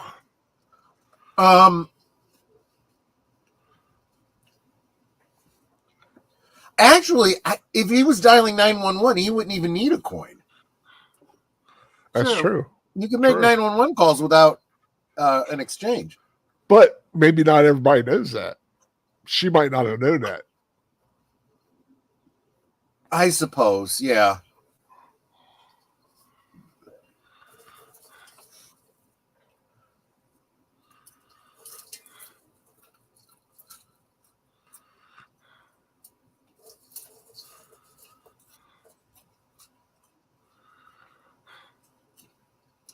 Drive. See, I understand her catatonia there for a moment. I mean, it's not just we failed to save this girl and she's dead. She's probably also thinking, I'm gonna die. I don't want to. Yeah, she just said, I don't want to die.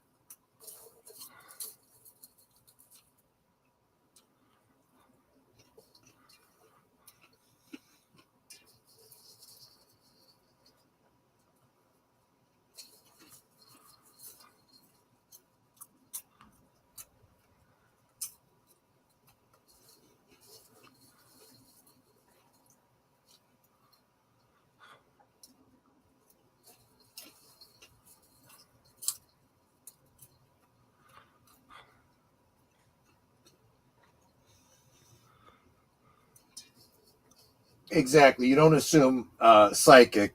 Occam's razor. He knew in advance, which makes him prime suspect.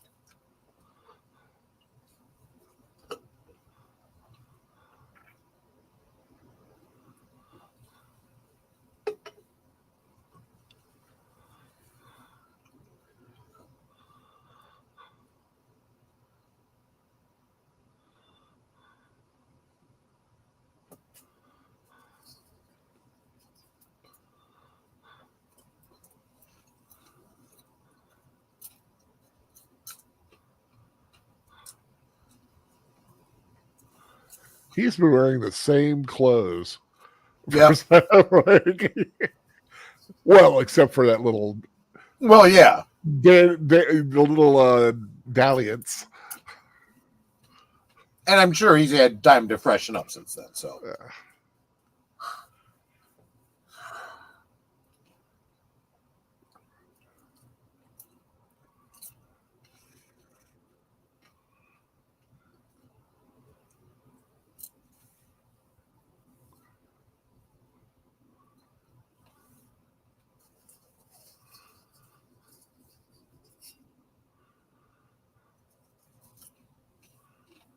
That is totally aged whiskey in there or brandy, whatever. Yeah.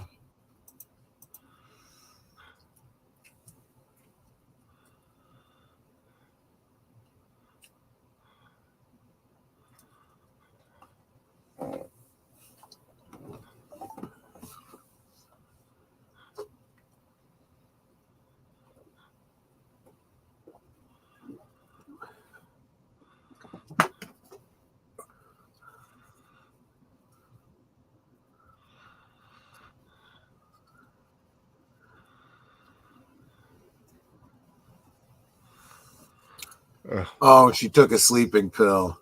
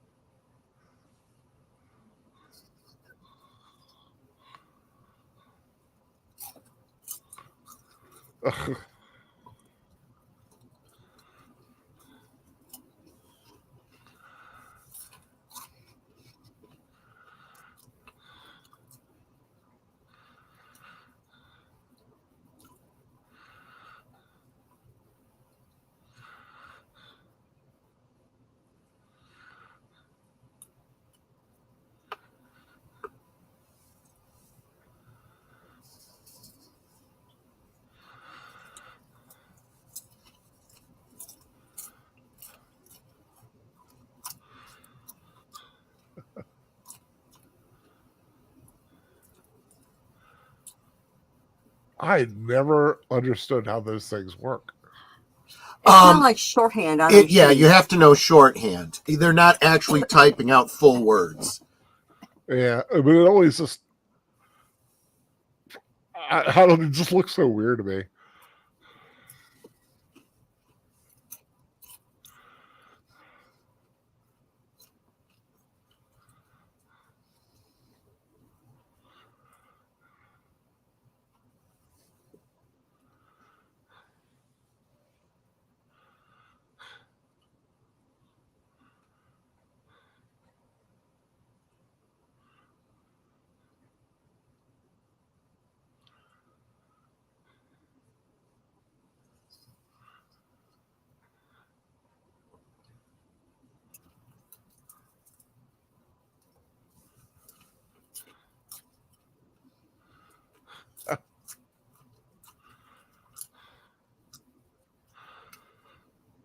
He has to get to Sarah Connor before the Terminator does. Yeah, exactly.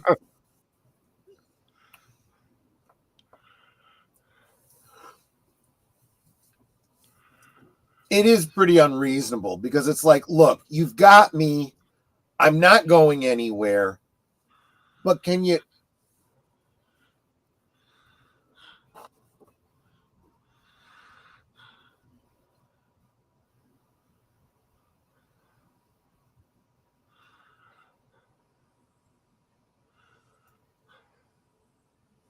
That is true, but does it hurt anything for you to send somebody to keep an eye on a woman for one night, just in case what I'm telling you is true? Well, so this is what happens when you defund the police. Oh, yeah, exactly. Yeah, but this was the 70s. This was before that. They had a strong labor union back then.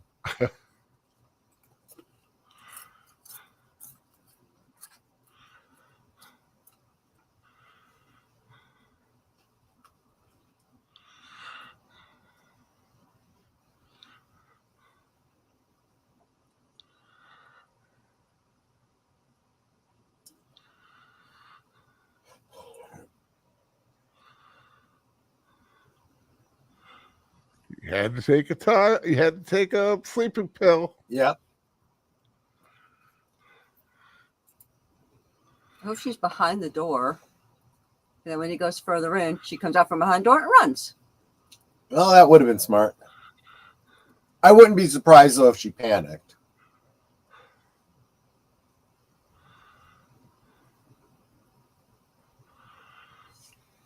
They have a strong labor union back then. I was just reading that, yes. Why incompetent ones got to keep their jobs. No, you're absolutely right.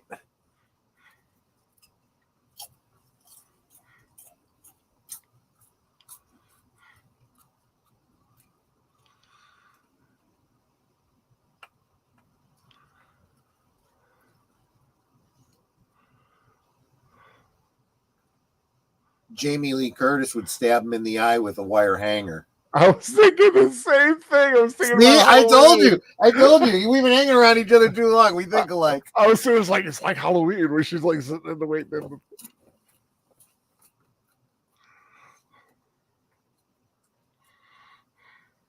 Slug bug glue.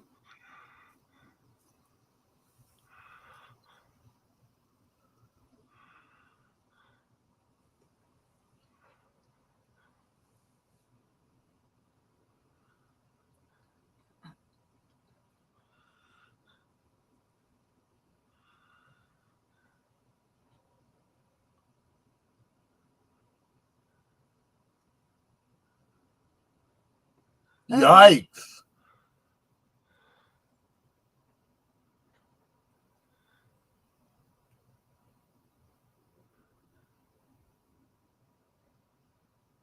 That's terrible.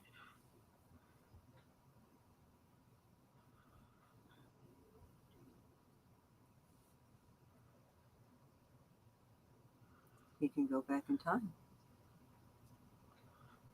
Nope, it's too late. She's dead. Fixed point.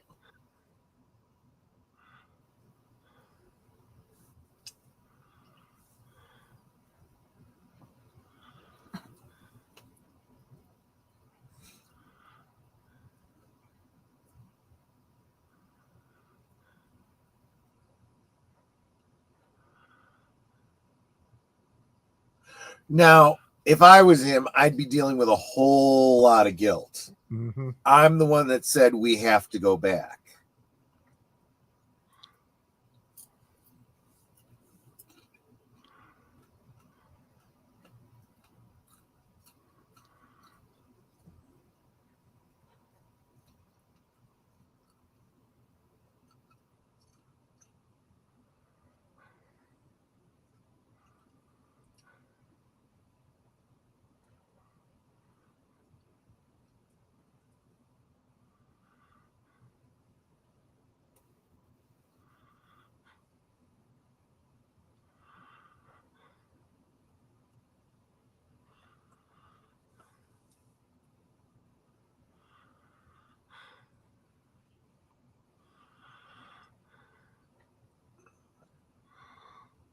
Oh, that's right. Yeah.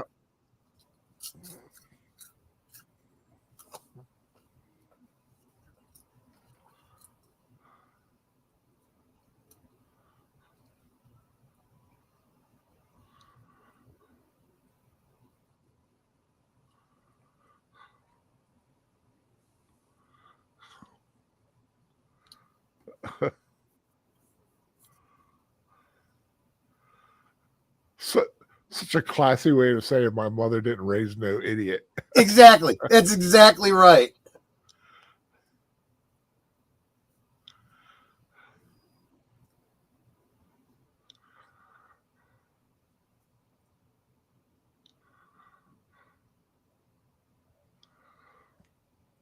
Too bad she doesn't know karate or something. Right.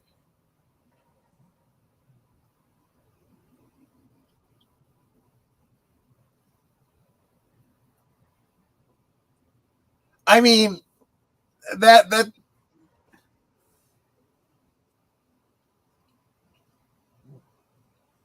kind of was my thought too.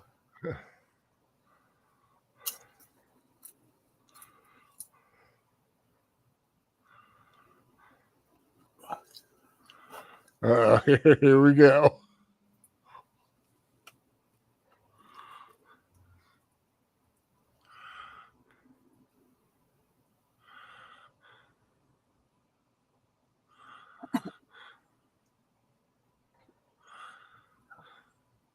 Lights, please, lights. I mean, okay.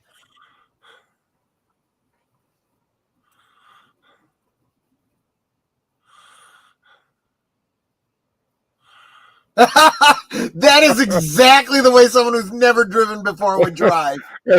Like that? Well, I meant hunched over like that. Like terrified where he's Yeah, going. exactly.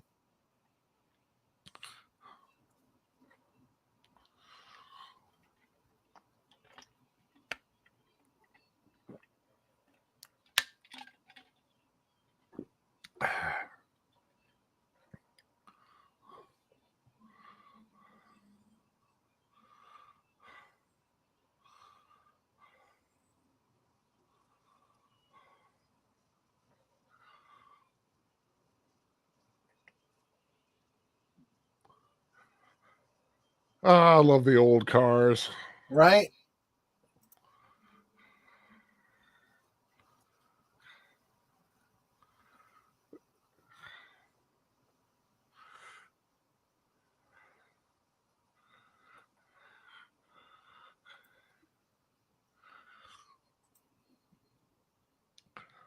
Okay, I drive better than that. I don't even have a license. Well, then again, neither does he. Well, yeah, good point.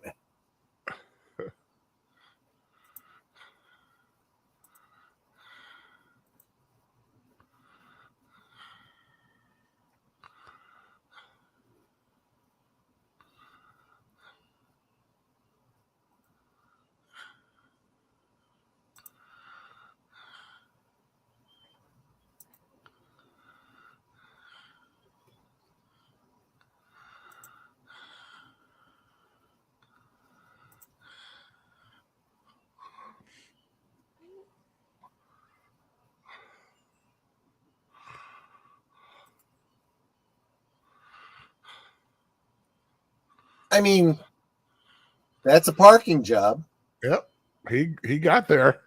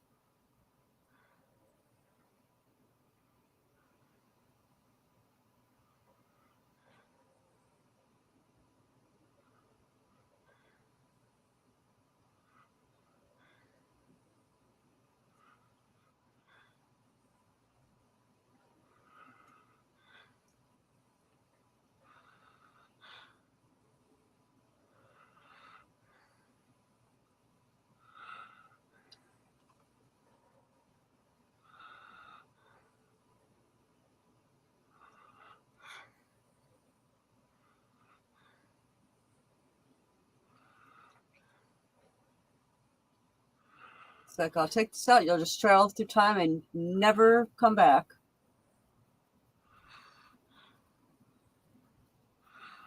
Oh, but only he goes through time, not the machine. Yep.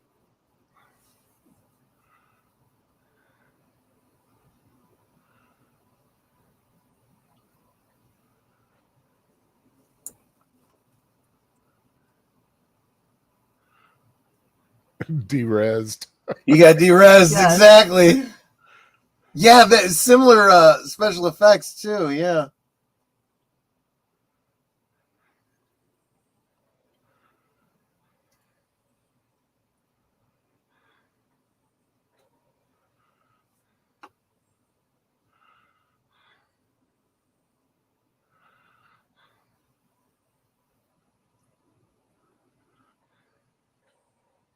Whatever they are. He doesn't even know.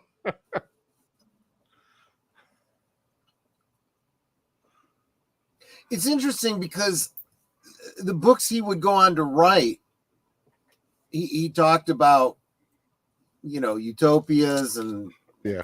women's liberation and all kinds of stuff that he's seen here in this movie.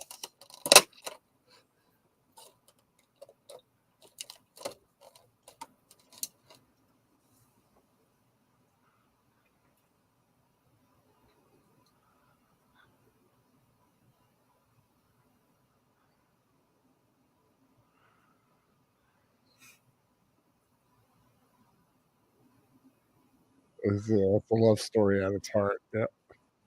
Which is another fiction of the film because he actually didn't have a very good relationship with his second wife. Nope. She served her purpose.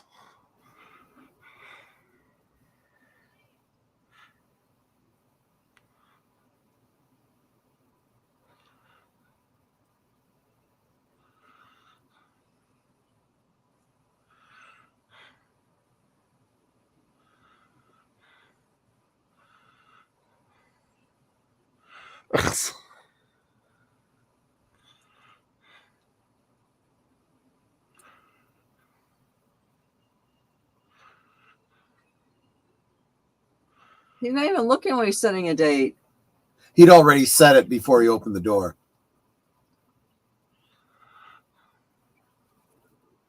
What?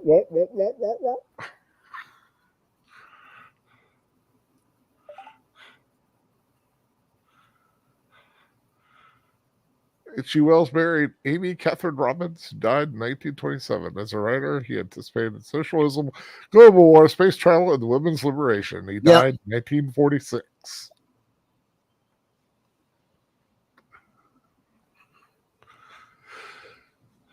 Dun, dun. I mean, it's kind of good that he, and even that line, I got to write these books, whatever they are. He didn't look too much into his life where he would, where it would have mattered and he would have changed anything. Right. Yeah. He, I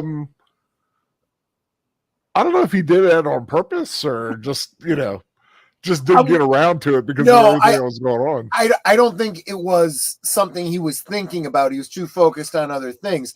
That's part of the conceit of the narrative, right? Yeah. They could have gone that way, but they chose not to, and it keeps it neat and tidy, Yeah,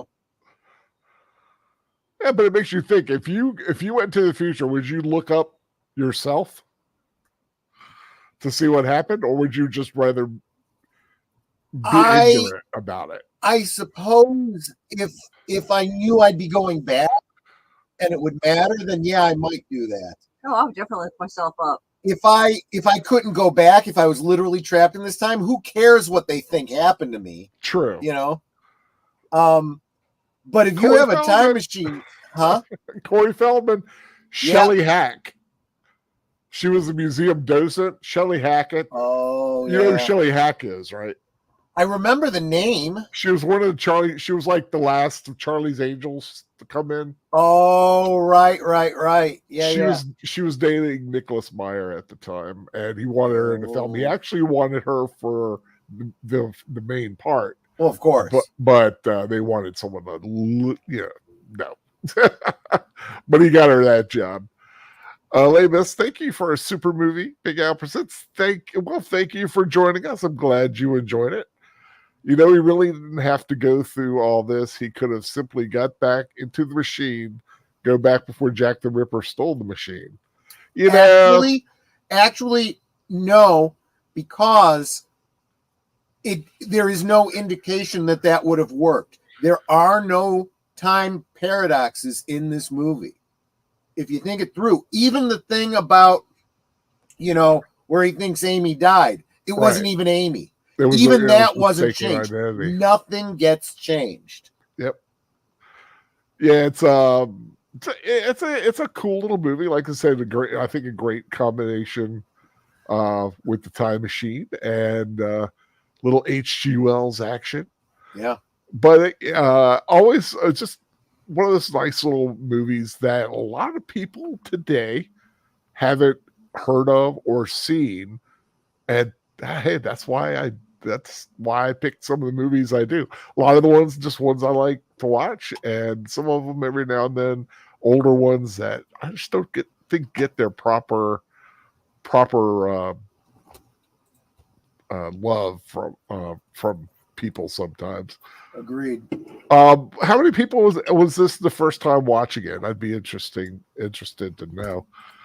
But that is the end of August time travel movies for Big Al Presents. Of course, the next film on the Saturday night is going to be in 2 weeks, and that's in September. And so, of course, as far as I'm concerned, Halloween starts in September. Oh, okay. So we've got 2 months, which will equal 4 movies on Saturday night for me that are a little more on the horror thriller side. But of course, 2 weeks from now, the next film on Films with Friends on the Saturday night will be Little Shop of Horrors, Little Shop. So start out with a little fun horror film. Well, since he's singing, it's got to be the musical version with Rick. It's the musical version with Rick Moranis and Steve Martin as the dentist. But he has a talent for causing things pain. Yeah, yes, he does. Yeah. But Bill, of course, Bill Murray just that that whole scene is worth the price of admission, basically, if you're going to go see that.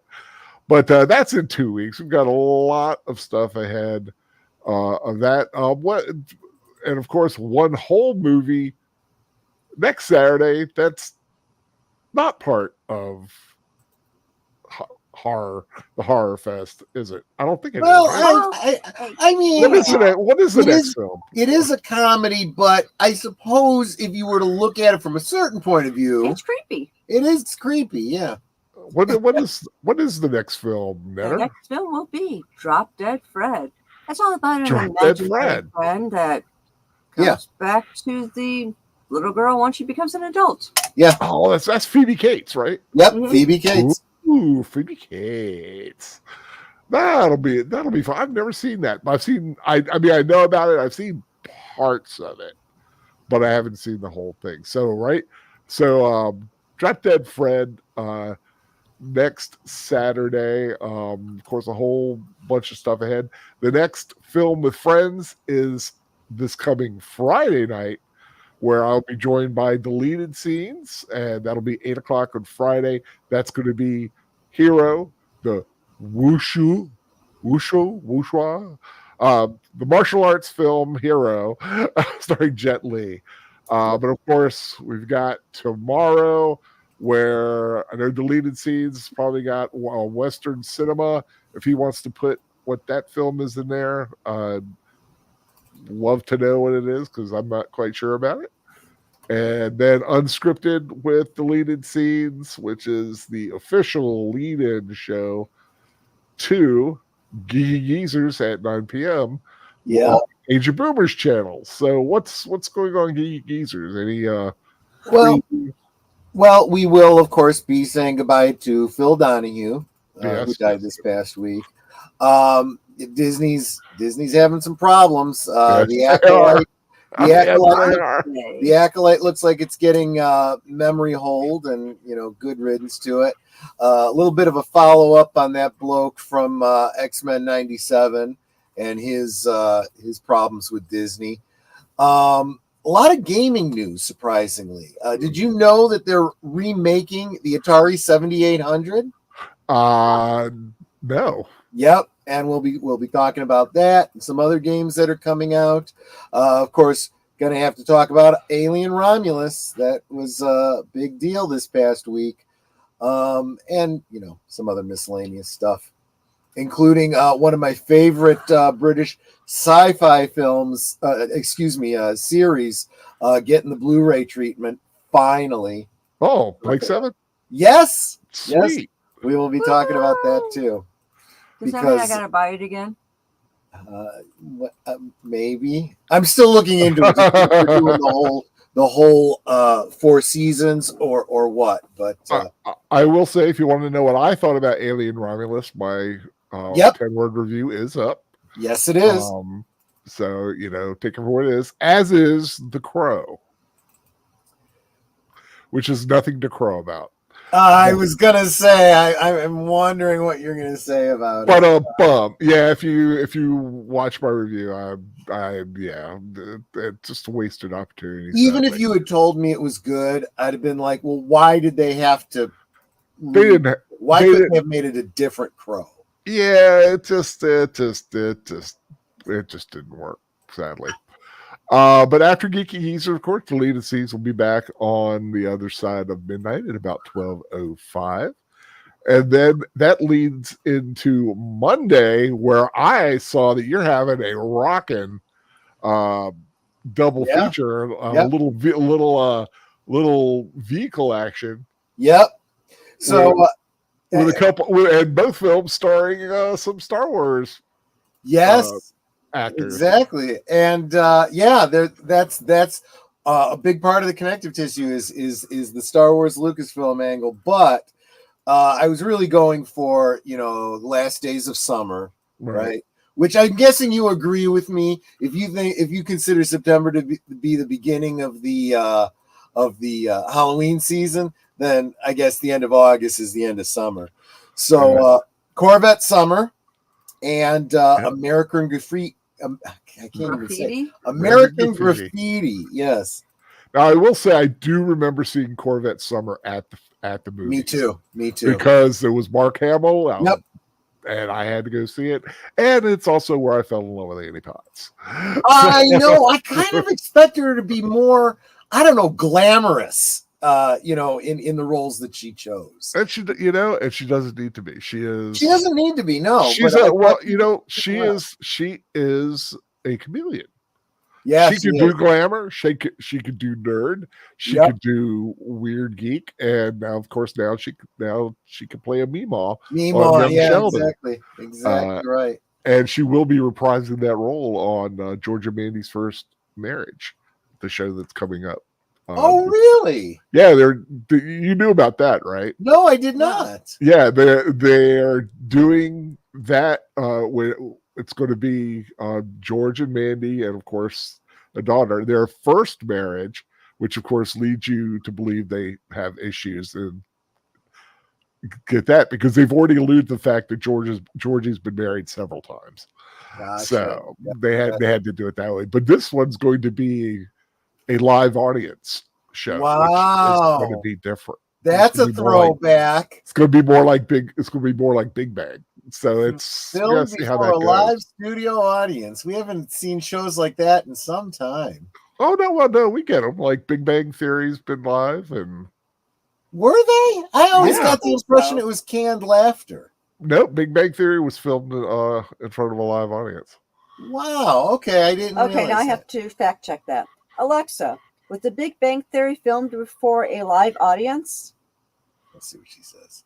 According to an Alexa Answers contributor, The Big Bang Theory premiered on September 24, 2007, and was picked up for a full 22-episode season on October 19, 2007.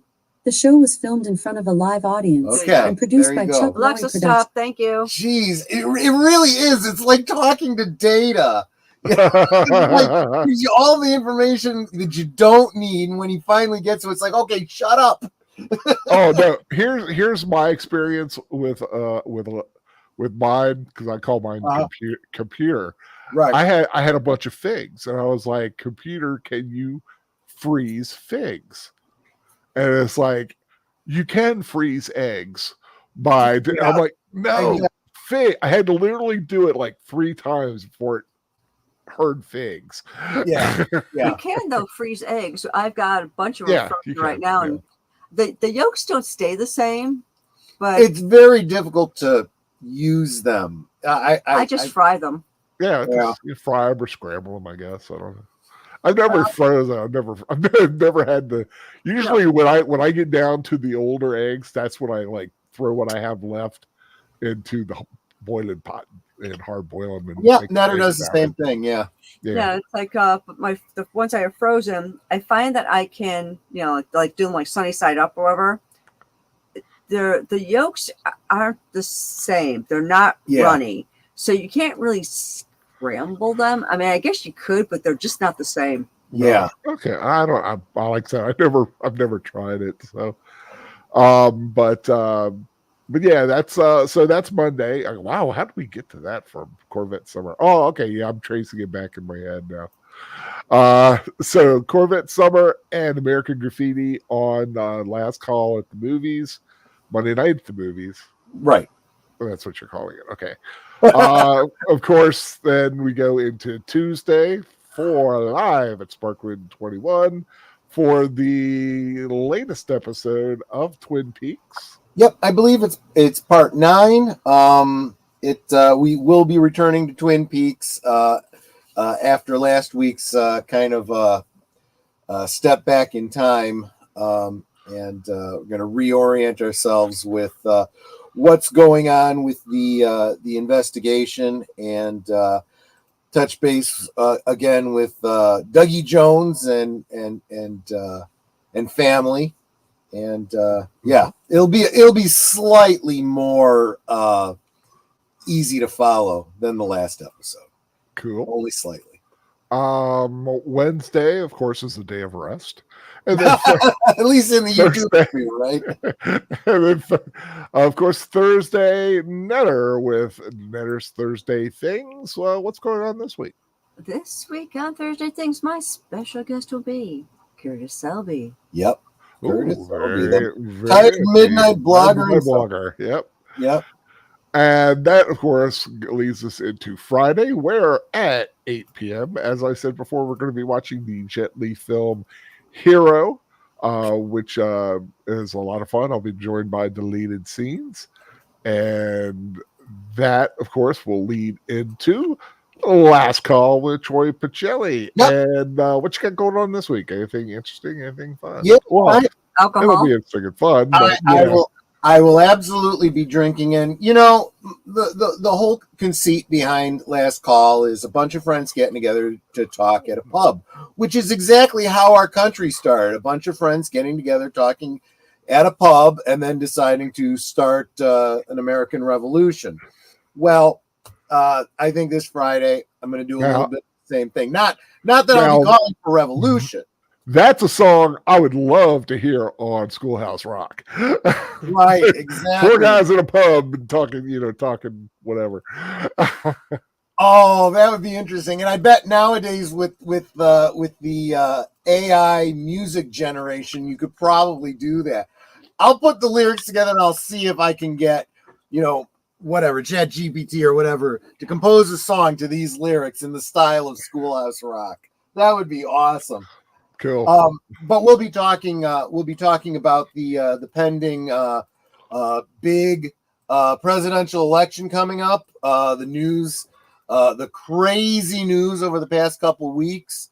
I'm gonna get a little political. I don't usually do that, but nobody seemed to mind or say nay last night. So I'm gonna give it a shot and see what happens.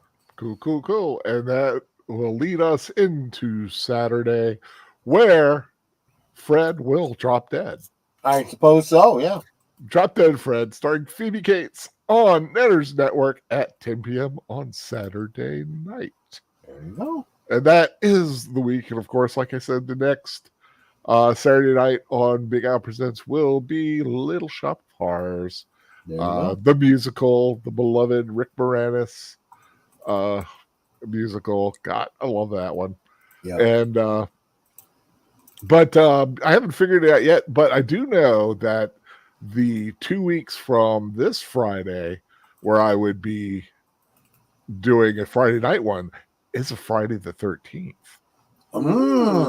So I might pull out.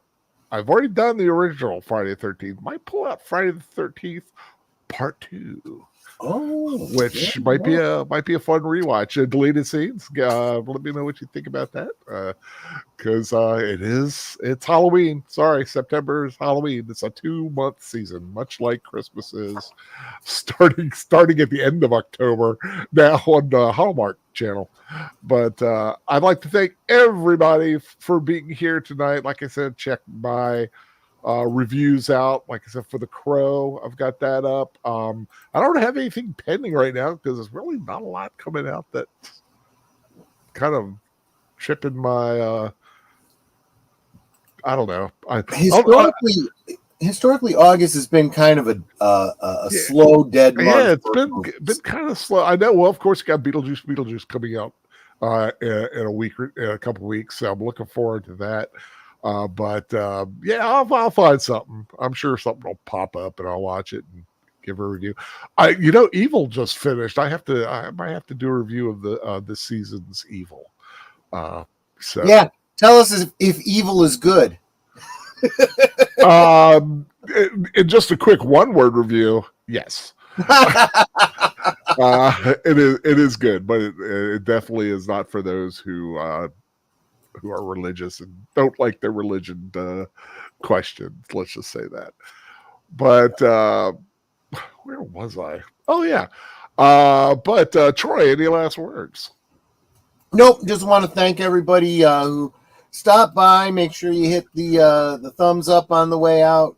Double check and make sure that subscribe is all grayed out and it's not a big bright red. If it is, you know what to do. Hit the red button. And thanks for hanging out with us. Yep, had a lot of fun. And of course, we cannot go gently into that good night without the gentle one herself bidding us all However she says it. This is why I have her say it, because she says it better than She's we good do. with words. She's good. She said a word good. I'm still looking for the Friday Night Last Call where I said it the first time, because I want to see how different it is. So it's like, if anyone can figure out which one it was on, I know it was a couple months ago.